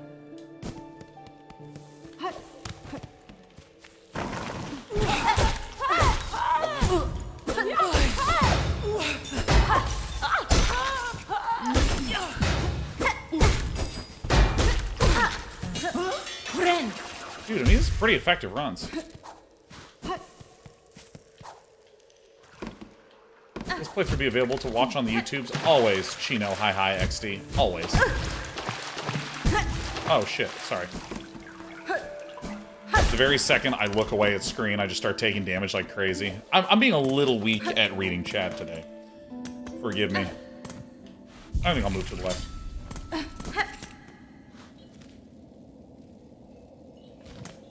from heaven. The relinking in this game is...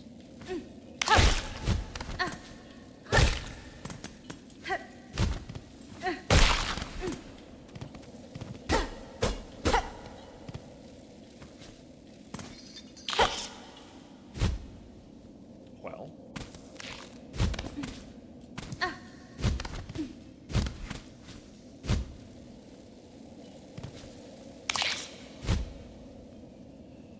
Okay.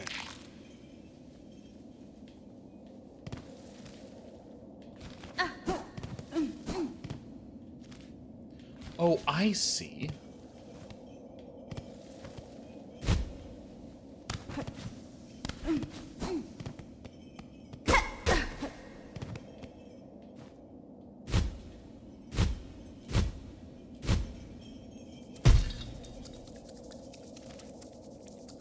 I see.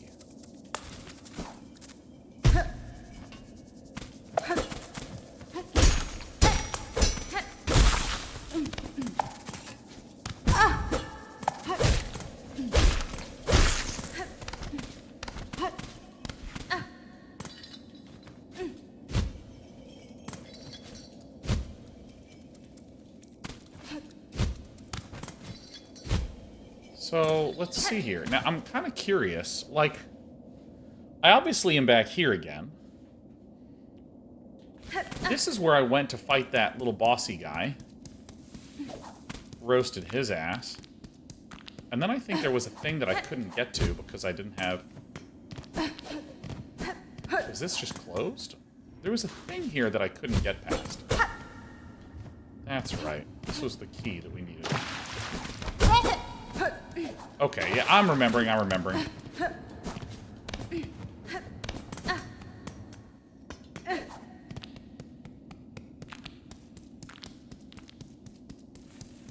Decide on where I want to go now.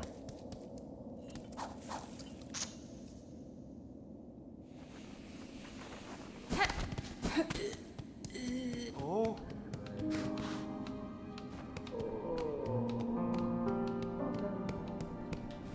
Let's see. Oh. Oh, I don't have enough. Sure. Cool.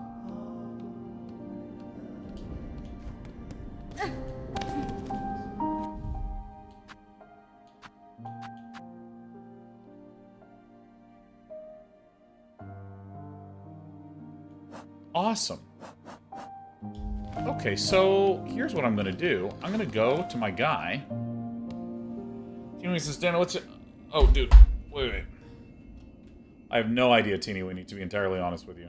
I have none. But honestly, I mean, with the amount of players playing Stormgate right now, I don't know. It still feels like it's years away from completion. I didn't even play it at 1.0 because none of the races are even done yet.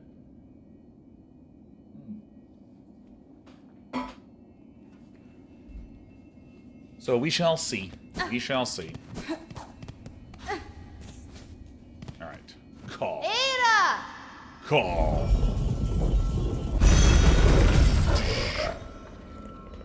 Travel. Let's go to... I think this is where I want to fall down from. Because I'm trying to get over to... Did I sit at the bench? I don't even think I did.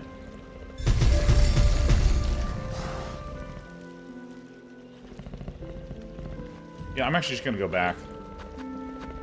I realized I walked right past the bench. Ow.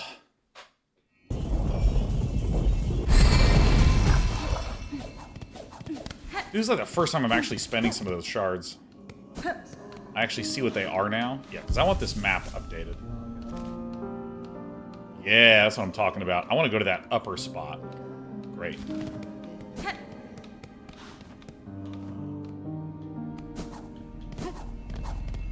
Now I can call this. Ada! Travel.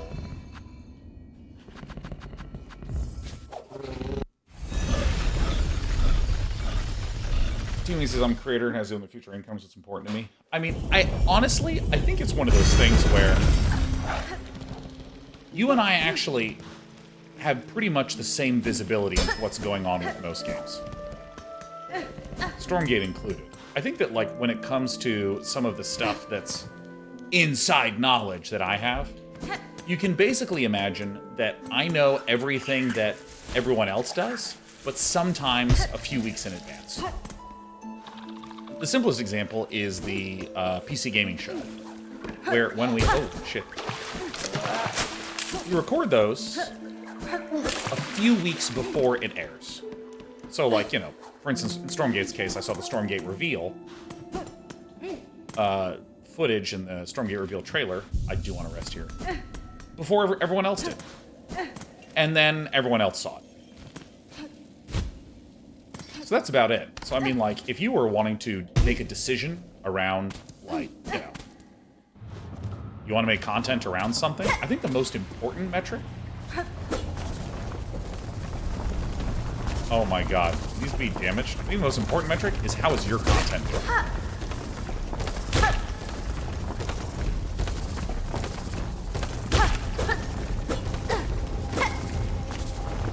It's like, as an example, my brother and Artosis still make money on Brood War. And, like, Brood War viewership is, in general, not great. I want to keep attacking this and see what happens.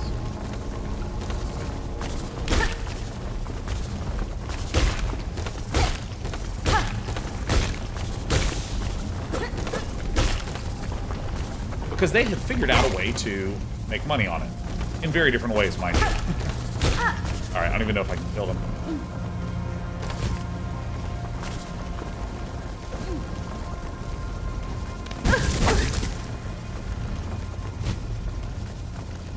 I don't think I want to go here. So, I mean, if you're a creator and you're looking for stuff to evaluate, stuff to consider,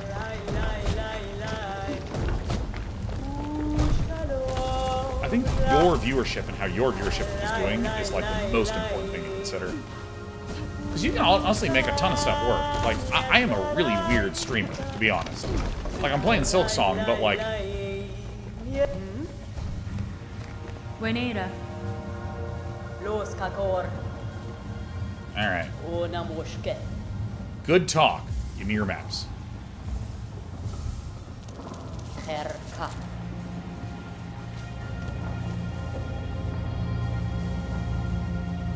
Oh, I can loop back around that way. Excellent. There's a turn that I missed here. I don't actually know if I'll be able to go back, though.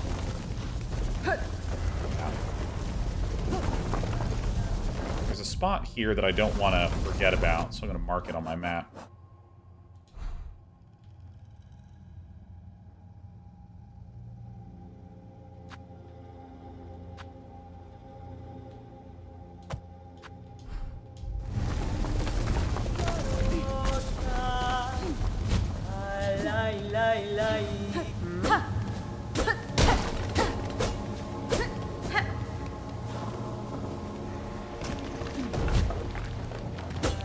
Always explore every nook, every cranny.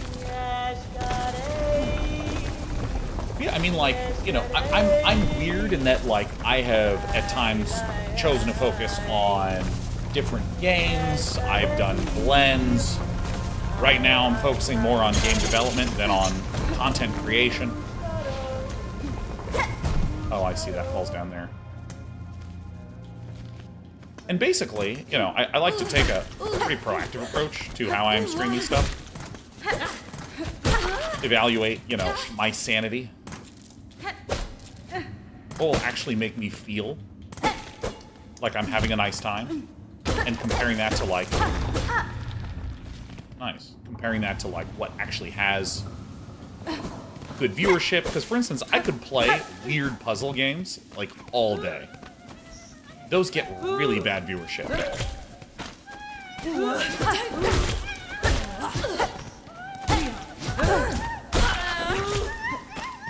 So I tend not to play them.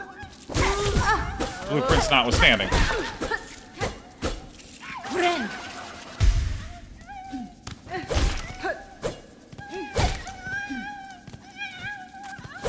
Dude, this guy's been up there for an eternity. Oh. Ow.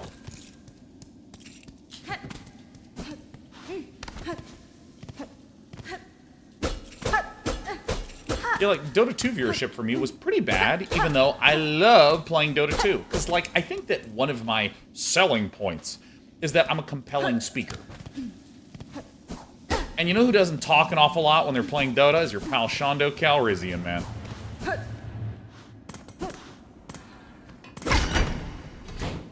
Fuck yeah, that's so awesome. Now I don't have wall jump. Ah, rats! Alright, so what's my wish?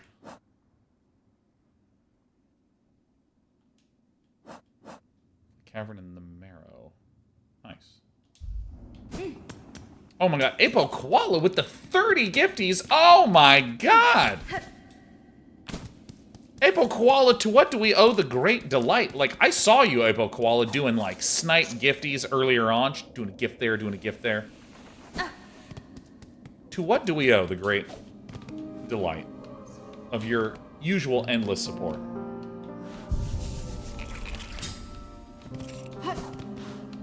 Apo Koala says, mostly bourbon, JK, wanted to round it out. Well, it's very kind of you, Apo Koala. Hey, thank you, not just for the 30 gifted subs, but for the fact that lifetime you've done 1,500 on this channel.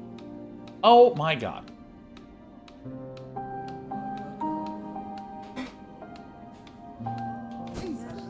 $1,500 is insane. That is an insane number. That is a ridiculous amount of support. And Apo Koala has been an incredibly long time. I don't want to say viewer. It's like that implies a passivity that does not capture your spirit. Everyone else says, don't age me. An extremely long, an ancient viewer. Amok says runs the stream to this stage. It's true. All right, that's where we need to go. Is Master Marrow. Oops.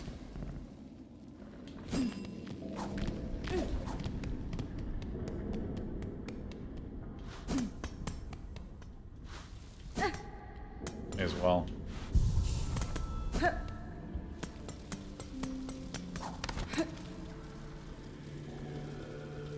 Probably could go there now.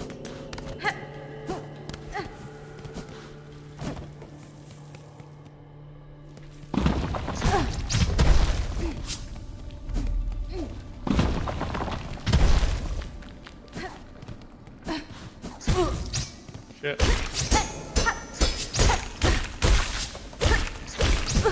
Oh, that hits me? Turkey. On Goes Your Eyes Laser 2012. Did I go the wrong way? I so did.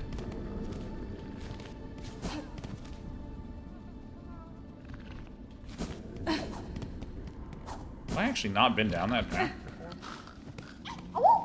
Barishkava. Punta. Osh.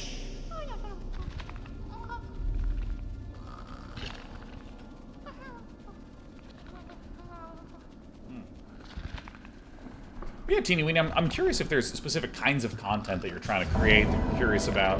Because I love talking about sort of content creation stuff. Wish granted, and I get Katsa. Hironare. They call me Hornet. You should call me Zelda. Barishkava. Alright. Sure. Punta. Osh.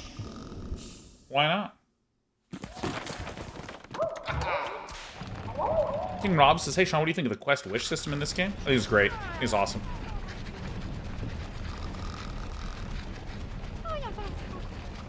I would never dream of skipping. I want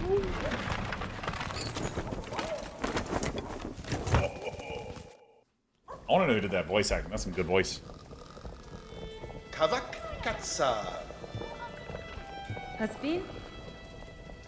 Humta. I'm kind of Osh. skimming this.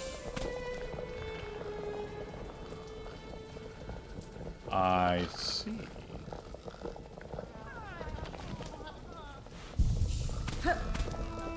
Pushkar Mitri.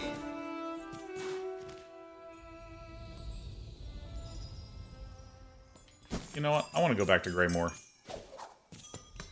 I have unfinished business.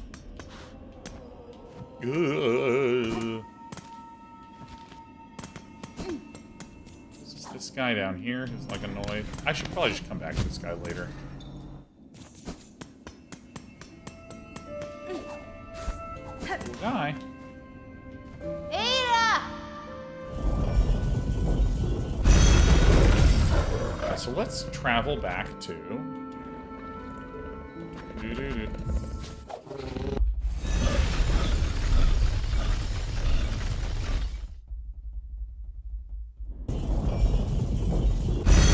I was Ross. Dan, just watched you trying to learn Yu-Gi-Oh video today and had so many laughs. Dude, yeah, that game is crazy.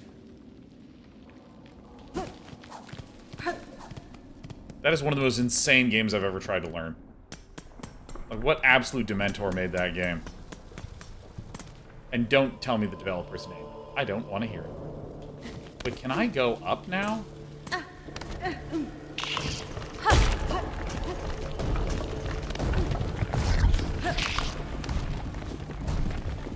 Track?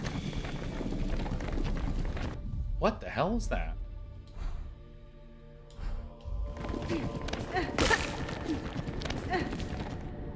Was this always here?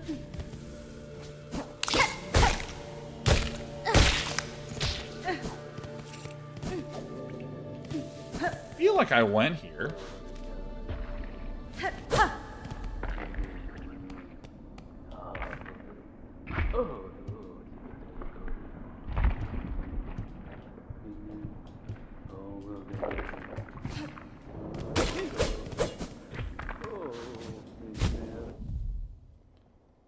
Zoom in. Need movement tech. Oh god, Sheriff's back at it.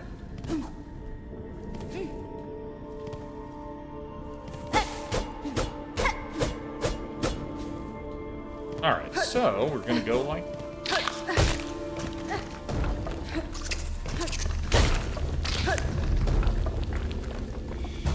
Giant skull's so sick. Ooh.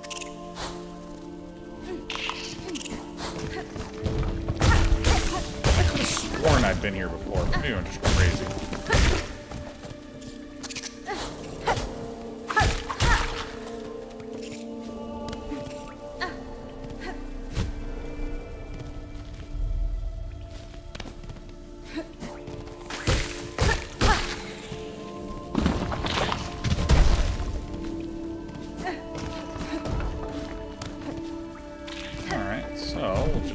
Keep going up, I guess.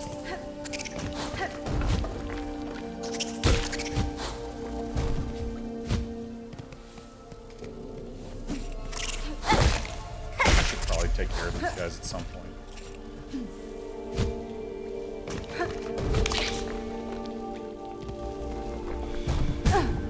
Oh, that's not what I wanted to do at all.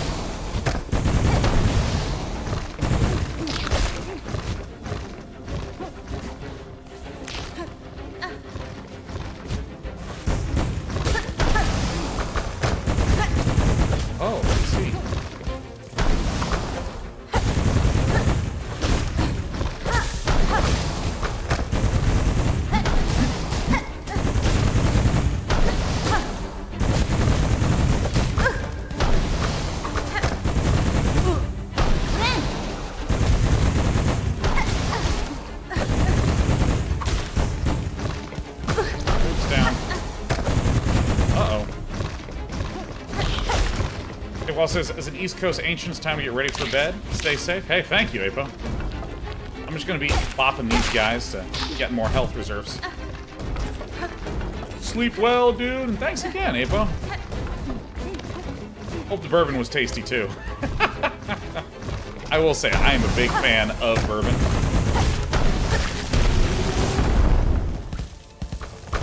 Show me what you got.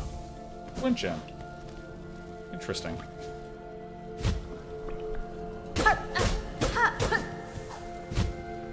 What else is here? Okay. Hey!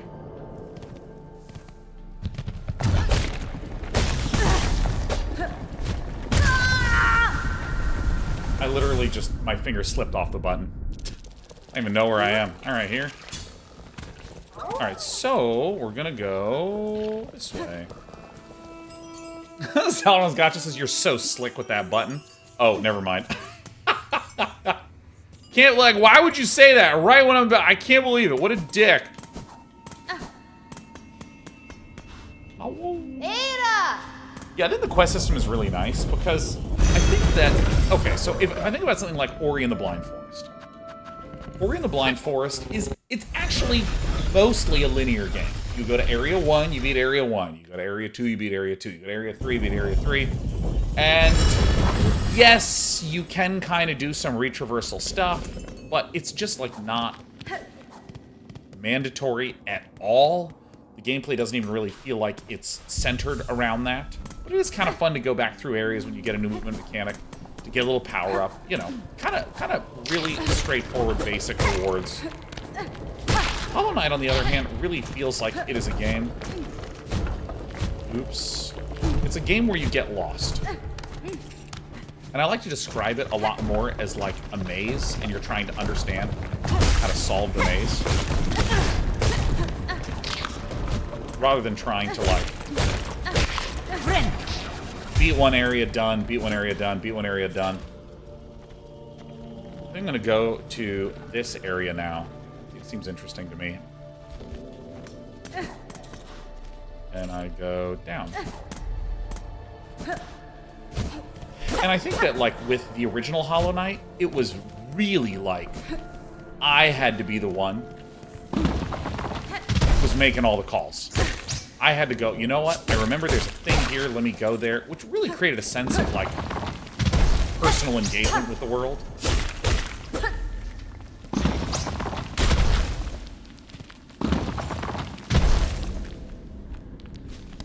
Wrong way. But, like, I think that having some situations, farts, give you a little bit more guidance is really positive. So that way it's not exclusively, you know, you trying to figure stuff out. Because, like, this game still has plenty, oops, of spots. Ow, fuck. Jesus, what the fuck is happening? Has tons and tons and tons of spots where there is that kind of personal decision-making. Like, oh, yeah, I'm going to mark this area for this reason. What the hell is this?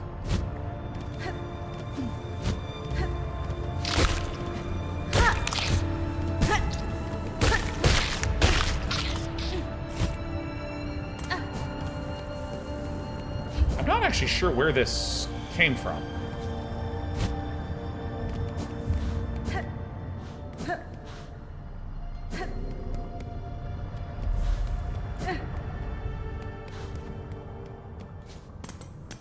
Huh.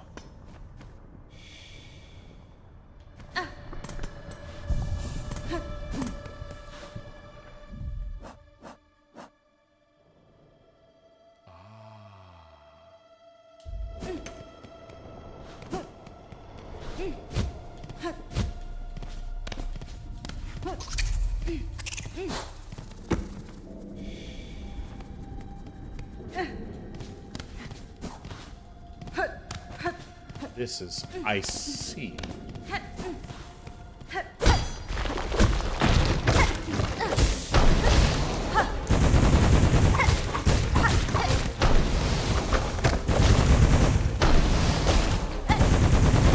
Shit.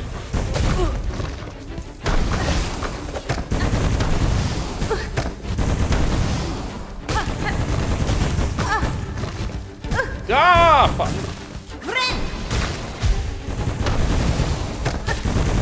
Oh god, it can fly.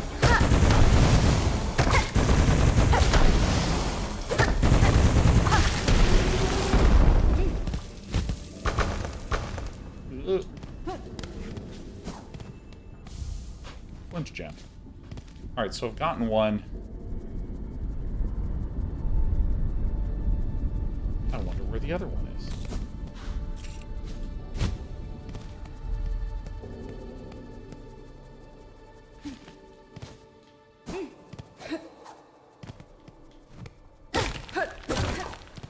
What? Sick.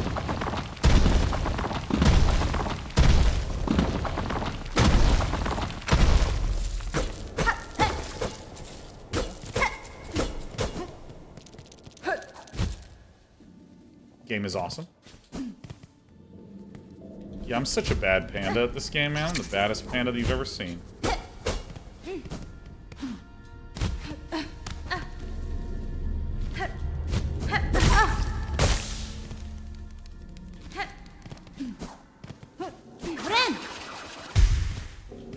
Yeah, like, I don't know, the little quests and wishes and things like this just feel like a really nice way to kind of guide someone into, like, here is how to play the game. You begin retraversing through areas. And as you're seeing, like, I've already been through this area.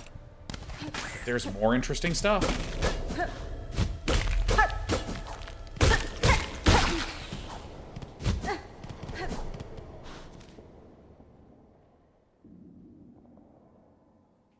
I bet the next one is directly to the right.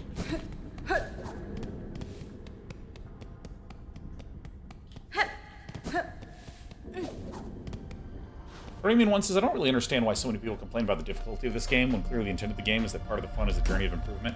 Here is the way that I understand this Arabian One. And I think this is a great point. I love this point. So, algorithms in social media are related to absolute numbers, not relative numbers. So as a simple statement, if there was a game that was small and 50% of the people fucking hated it, and then you consider a gigantic, most popular thing ever, and 1% of the people hate it, the algorithm doesn't go, oh, let's show the fact that half the people hate this, it's a consensus opinion based upon the it's a relatively large number. No, it just cares about what the absolute number is. And so, for instance, if you have a game like Hollow Knight, like Silksong, that sold 5 million copies in 3 days, and that doesn't count Game Pass players, like so fucking many people are playing this. What's 1% of 5 million? That's 50,000 people. Okay? Now, consider if I made a platformer and all of you bought it, right? Maybe we get 5,000 sales. If half of you hate that game, that's 2,500 people making posts in agreement compared to the 50,000 making posts about Hollow Knight. Making a post about Silksong. And so, I actually think that my opinion on the difficulty of the game is that there is no broad issue with the difficulty of the game. It's almost like a false positive, because again, if you have 50,000 people talking on Twitter and making Reddit posts and upvoting it and actively discussing it, and then journalists go to the places where the algorithms are and they go, oh my god, so many people on Twitter seem to be talking about this. Let me go to the most important thing. Or the most important person who's talking about this. Let me interview that person and they write an article about this. And it's just like, I honestly think, hold on, let's get, where's the chart? We need the chart.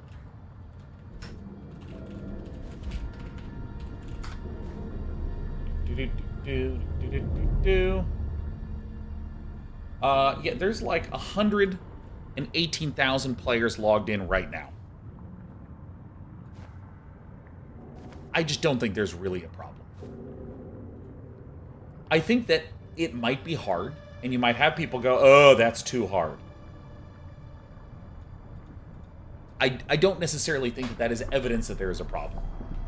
Now, if the player base was plummeting down to 0, And no one could make progress in the game, and all anyone could talk about is how they're just not experiencing the content of the game. This game sucks.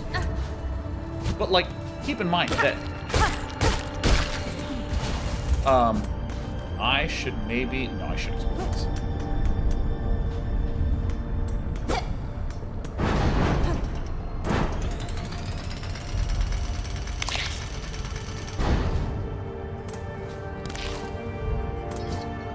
Still can't go up.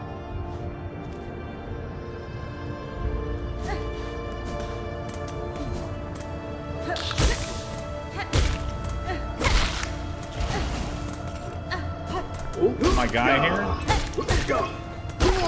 I love the audio on that guy for whatever reason.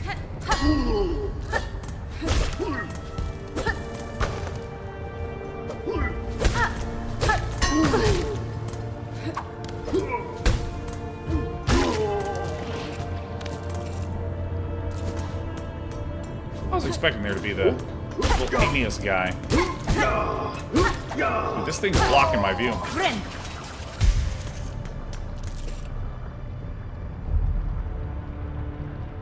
So it has to be up, huh?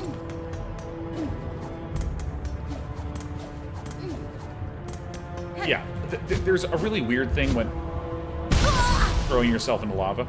There's a really weird thing when it comes to collecting data around difficulty. I knew it. People will say, like, if a game is difficult and it's an issue, you just literally are going to get complaints of people saying it's too difficult. Because that's the point of the difficulty. Oops. You know, that's like almost the nature of creating it that way.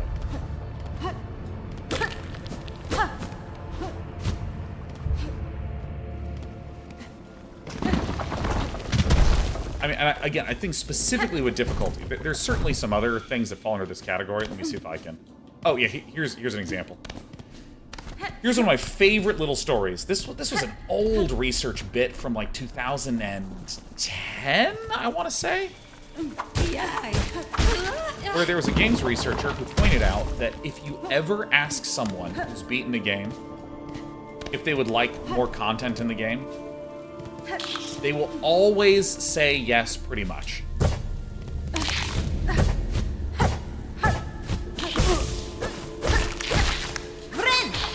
And it's very easy to kind of get stuck in this research hole.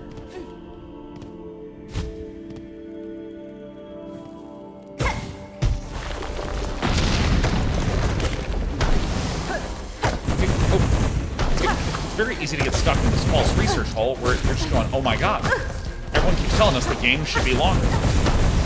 And there was this discussion of, like, games budgets where, like, they were trying to make the argument that, like, there's certain ways in which you can ask for data from players and get something that just doesn't actually help you. And I feel like difficulty kind of falls under that category. Jesus, I'm sucking ass here. Let me just pay attention to it for a second.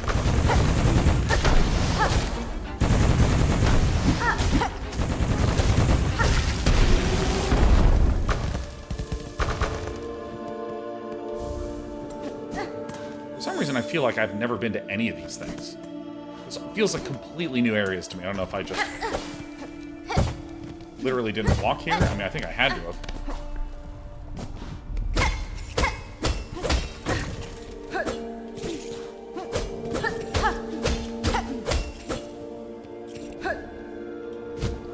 Because again, I think that, like, difficulty, there's like, you can imagine like a distribution, oh shit, of people who are capable of progressing through it.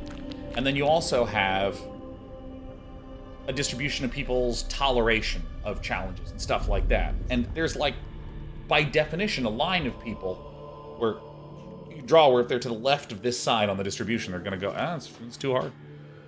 That shit's too hard. I don't like it. You know what? I think you should change it.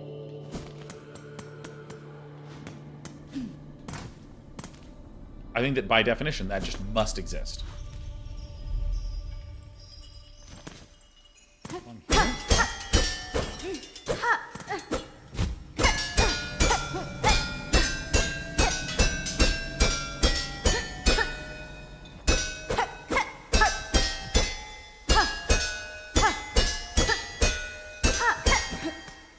think especially that, like, around difficulty, like...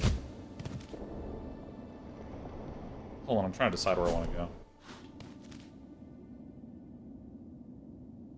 Probably not this way. Or maybe I do want to go this way. I didn't really explore deep docks very much. So maybe I could curl back around this way. Yeah, that seems like a good plan.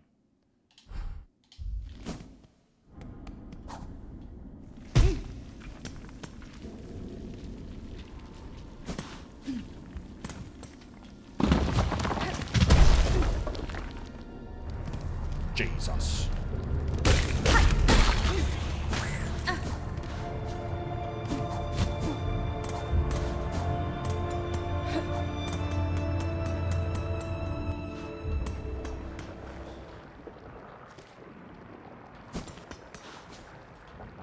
What did I put up there? Something that I put up here that I... See.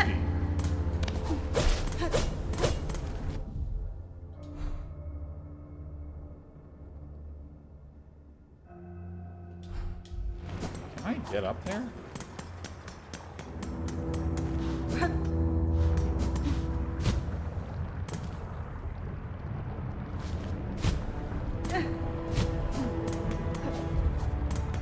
Hold on, hold on.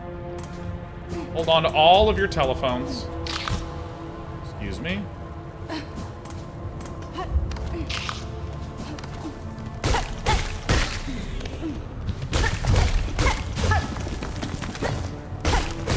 that's bad. There you go.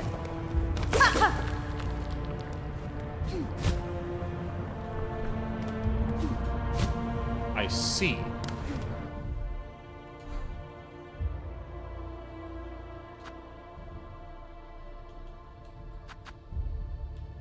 Done. Okay, I'm satisfied now. I see the path. There it is.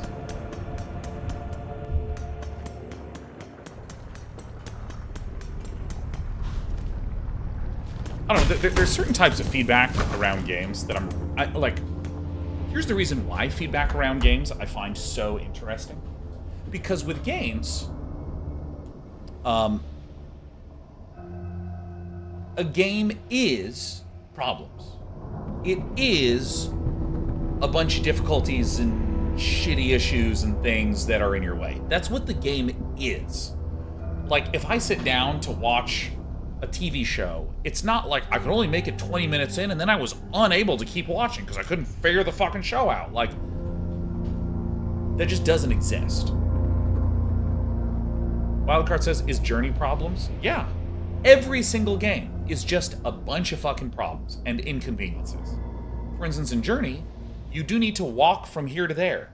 You do need to kind of do some basic puzzle solving. Even a game like Animal Crossing, you don't just get all the cosmetics and then you need to place them. You need to fucking get loans from old... What's the guy's name? Tom Nook? He used to give you his bells, man. Tom Nook charges interest. Sometimes Tom Nook asks for his money back. Sometimes he asks pretty hard.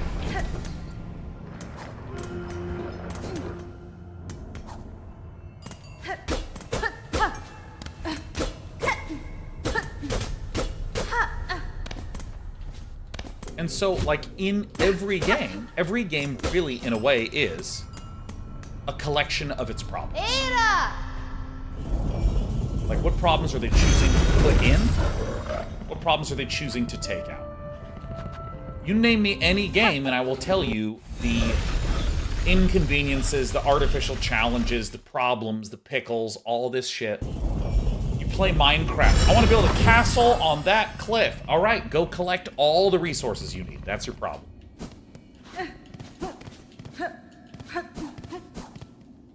And because of this, this is very different from traditional industrial design, for instance. So, like, if I'm trying to make a phone, I might be like, oh, these cameras on the iPhone, they stick out. Can we make them thinner?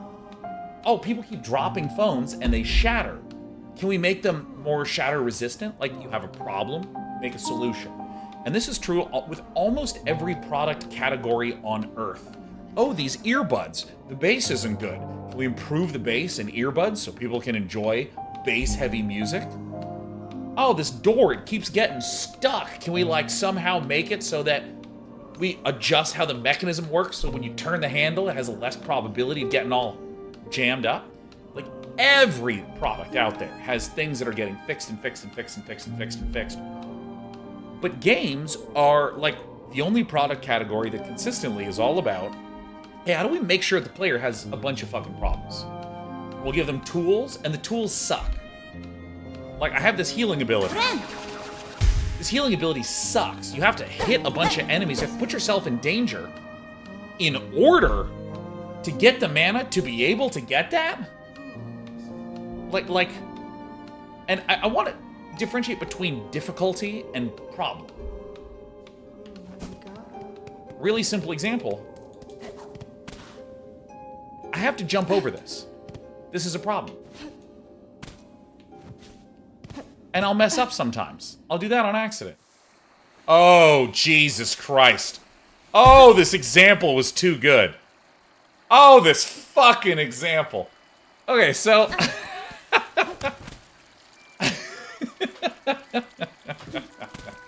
the fact that I have to jump up. Like, just think about this. I need to jump up here. That's an inconvenience. I'm gonna need to do some platforming. I need to make sure that I land on these platforms. Oh no, I missed. I need to try to jump. Oh, I didn't jump far enough. This is a problem in the game. The game has established that platforming is a problem that it is comfortable having in the game. Now, players will often not think of platforming as a problem. Well, no, the platforming's not that hard. I mean, platforming is, by definition, a type of challenge in a game.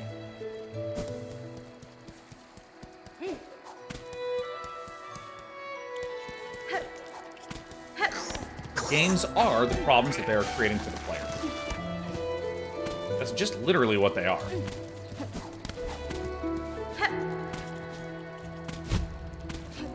And for some reason, human brains love little problems to solve. And so, of course, there's going to be people that go, I didn't like this problem. I'm opting out of that. Because also, humans hate having problems that are too hard.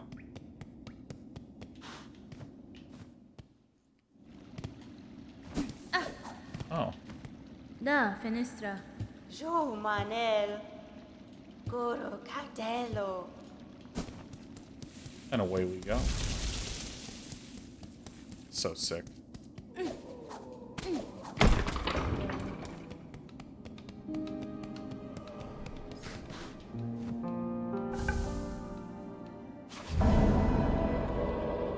All right.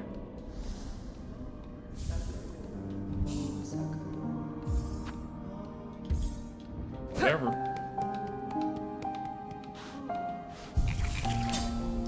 And so because of this, I actually think that it is difficult for me to even think of games that don't fall into this category endlessly. Here's me. It's very hard for me to think of any game that has not had substantial complaints about things that are core to the gaming experience.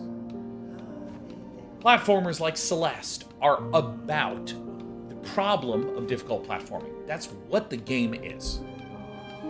Whenever people are like, oh, yeah, I've less platforming challenge, it was too hard. I think even I was ranting about that when I was playing Celeste. Dark Souls. Hated Dark Souls the first time I played it. Why won't the game just be easier? Because then I can get actually the chance to explore.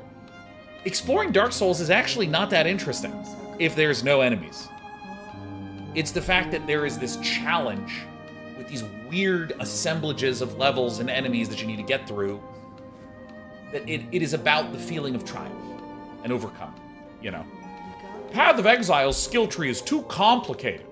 I really think they should do a simpler skill tree. Well, no, that game is about progression and the problem of how to navigate the type of progression that you want to hit to get the build you want. Be it in a casual way like I play or in a hardcore way like some of my friends do. Games are their problems. And so, I mean, again, any huge popular game. Like, dude, the one that's always crazy to me is when people say, oh yeah, League of Legends has a new player experience problem. Or let me... Yeah, the players, or people go, oh yeah, League of Legends, it's has a new player experience problem. It's really bad for new players. And I just think that's the most insane argument to make. It's like the most played game in the world along with Fortnite. This game is like the perfect example of a game that a metric shitload of human beings were able to sit down, learn, and start playing. It surpasses almost everything in terms of being a compelling experience for new players, which is very different from saying, I think the new player experience could be improved.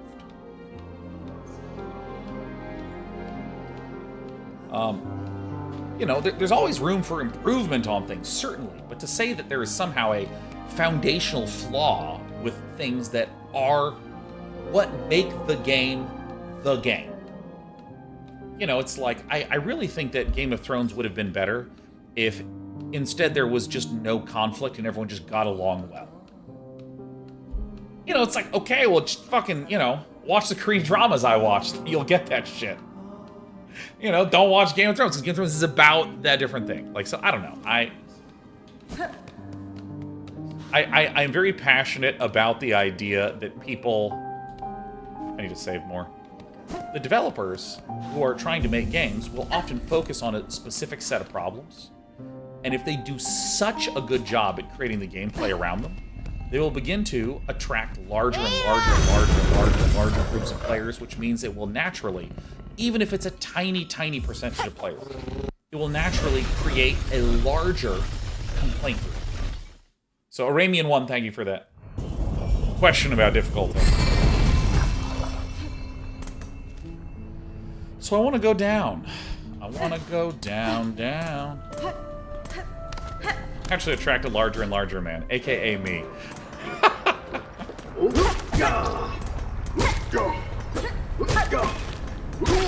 Don't.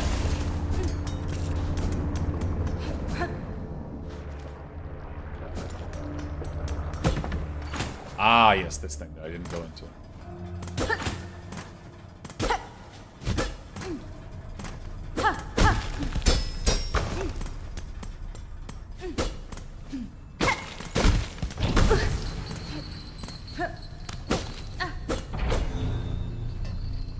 Do that little twinkle, twinkle, twinkle, twinkle, twinkle. Oh, whoops. Oh, this gives shards? Well, it's going back.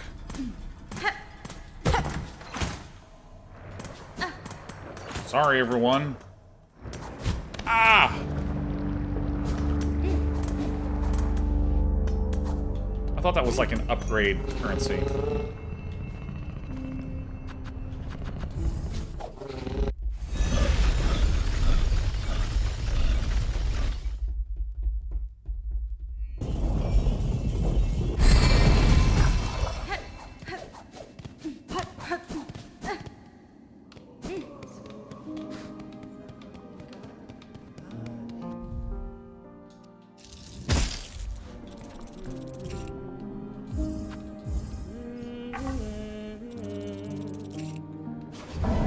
A life-saving bridge was granted.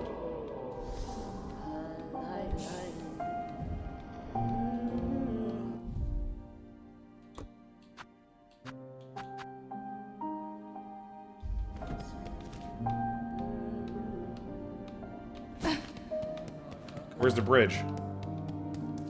Is it over here?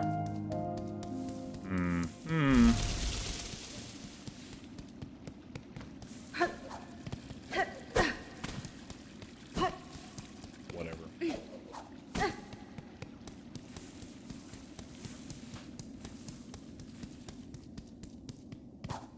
Oh, you fucking asshole! No!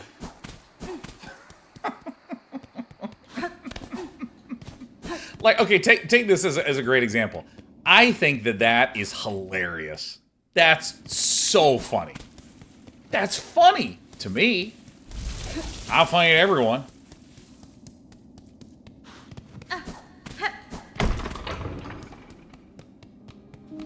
And I don't know, there's kind of this, like, I think, odd thing that happens with games compared to other media, where, like, if I watch... what's a good example? There's a lot of American television that is a bunch of people who fucking suck, who are unlikable, being horrible to each other. And I just have no interest in it. I want to like my characters. Outside of It's Always Sunny in Philadelphia, which is fantastic. You know, or take Breaking Bad, for instance. Breaking Bad has characters that it makes you care about, and then you watch them get into just excruciating situations, and it's too stressful for me. I don't like it. But the way that I am describing Breaking Bad is that I don't like it.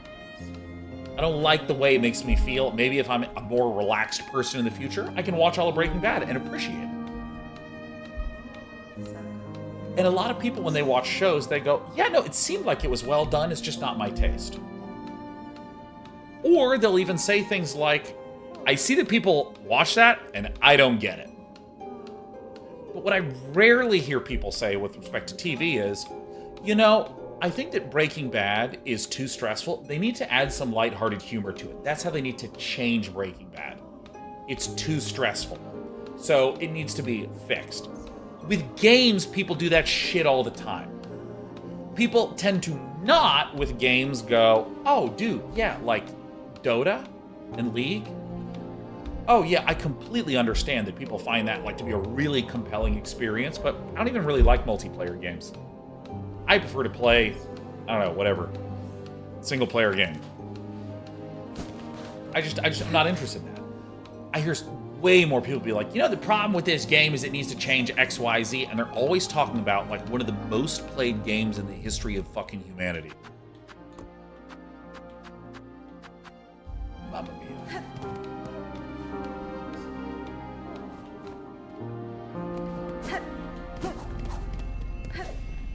I think the greatest curse of all is the myth of accessibility.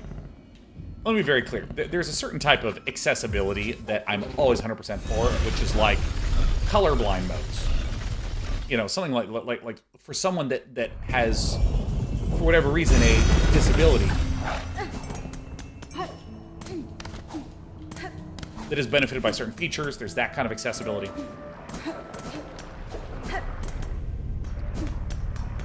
But I hear a lot of people just go, accessibility means it's easy. And so when something is difficult and I don't like it, then I say it has accessibility issues.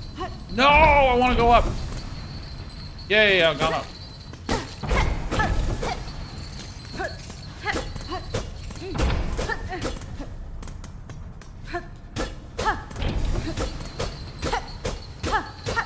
Spider Sense is going crazy and telling me there's probably going to be a secret wall here.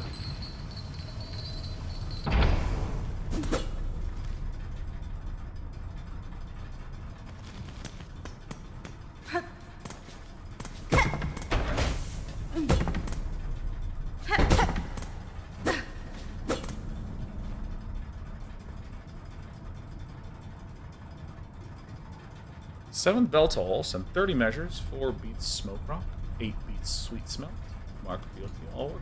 The ninth bell tolls and 20 measures, sweet smoke rock, 7 beats sweet smelt, mark fealty all workers. 7, 34, 8.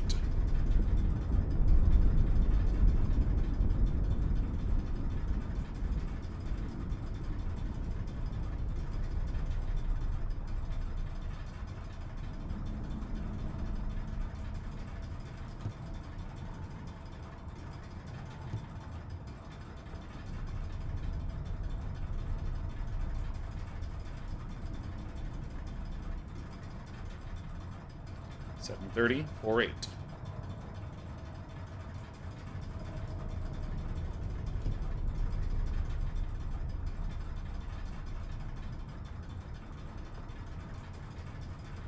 Nine 22 7. All right, I remember that.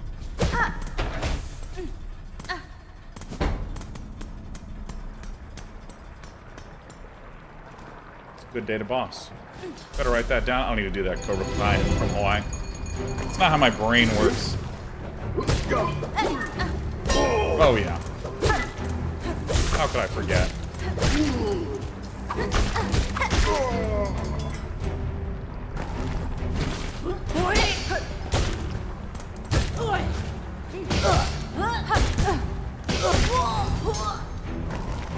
Got new bugs. I love the audio on these guys.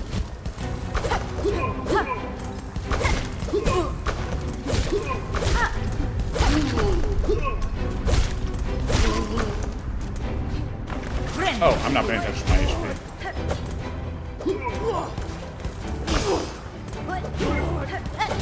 Oh, I charged the wrong forking way.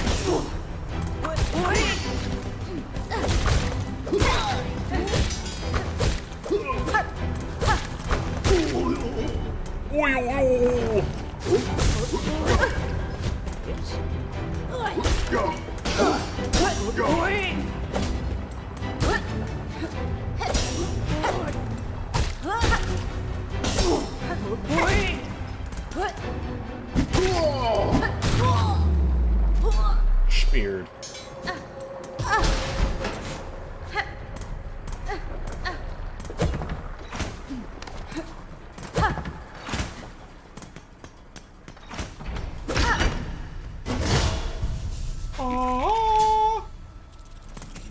Those are so good. Yeah, no, I mean, one of the things that I've been making myself do a lot more.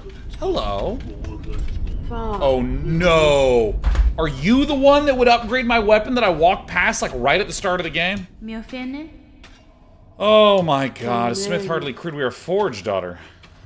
And a pointy bug not tell. Ours is the ancient line, the honored roll. These docks and lands are rather fortunate to have our skills. Show me your aid. Magina fora. Magina fora.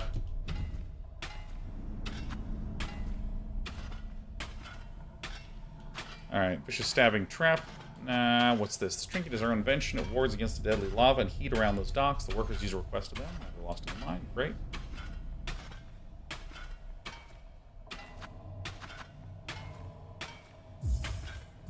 Yeah.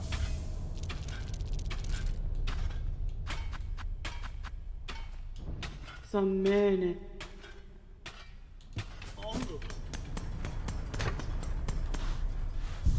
So, does that mean?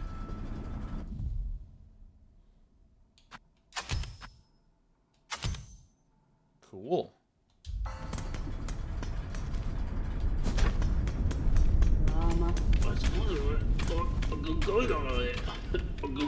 Need something to talk to the boss. I'm busy.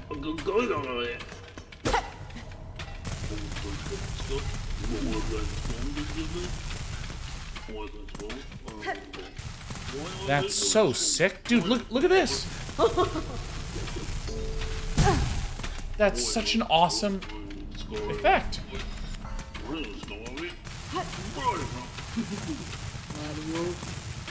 So if I'm always moving, does it stay?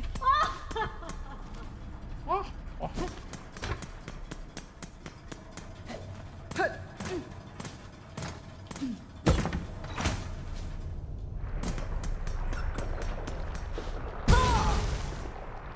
No!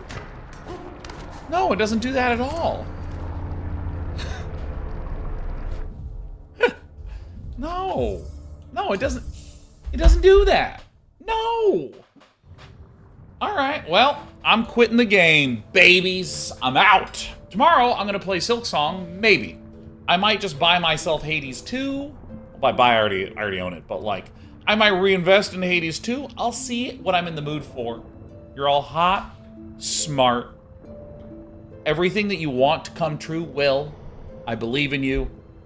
Believe in yourself. Much love. Peace.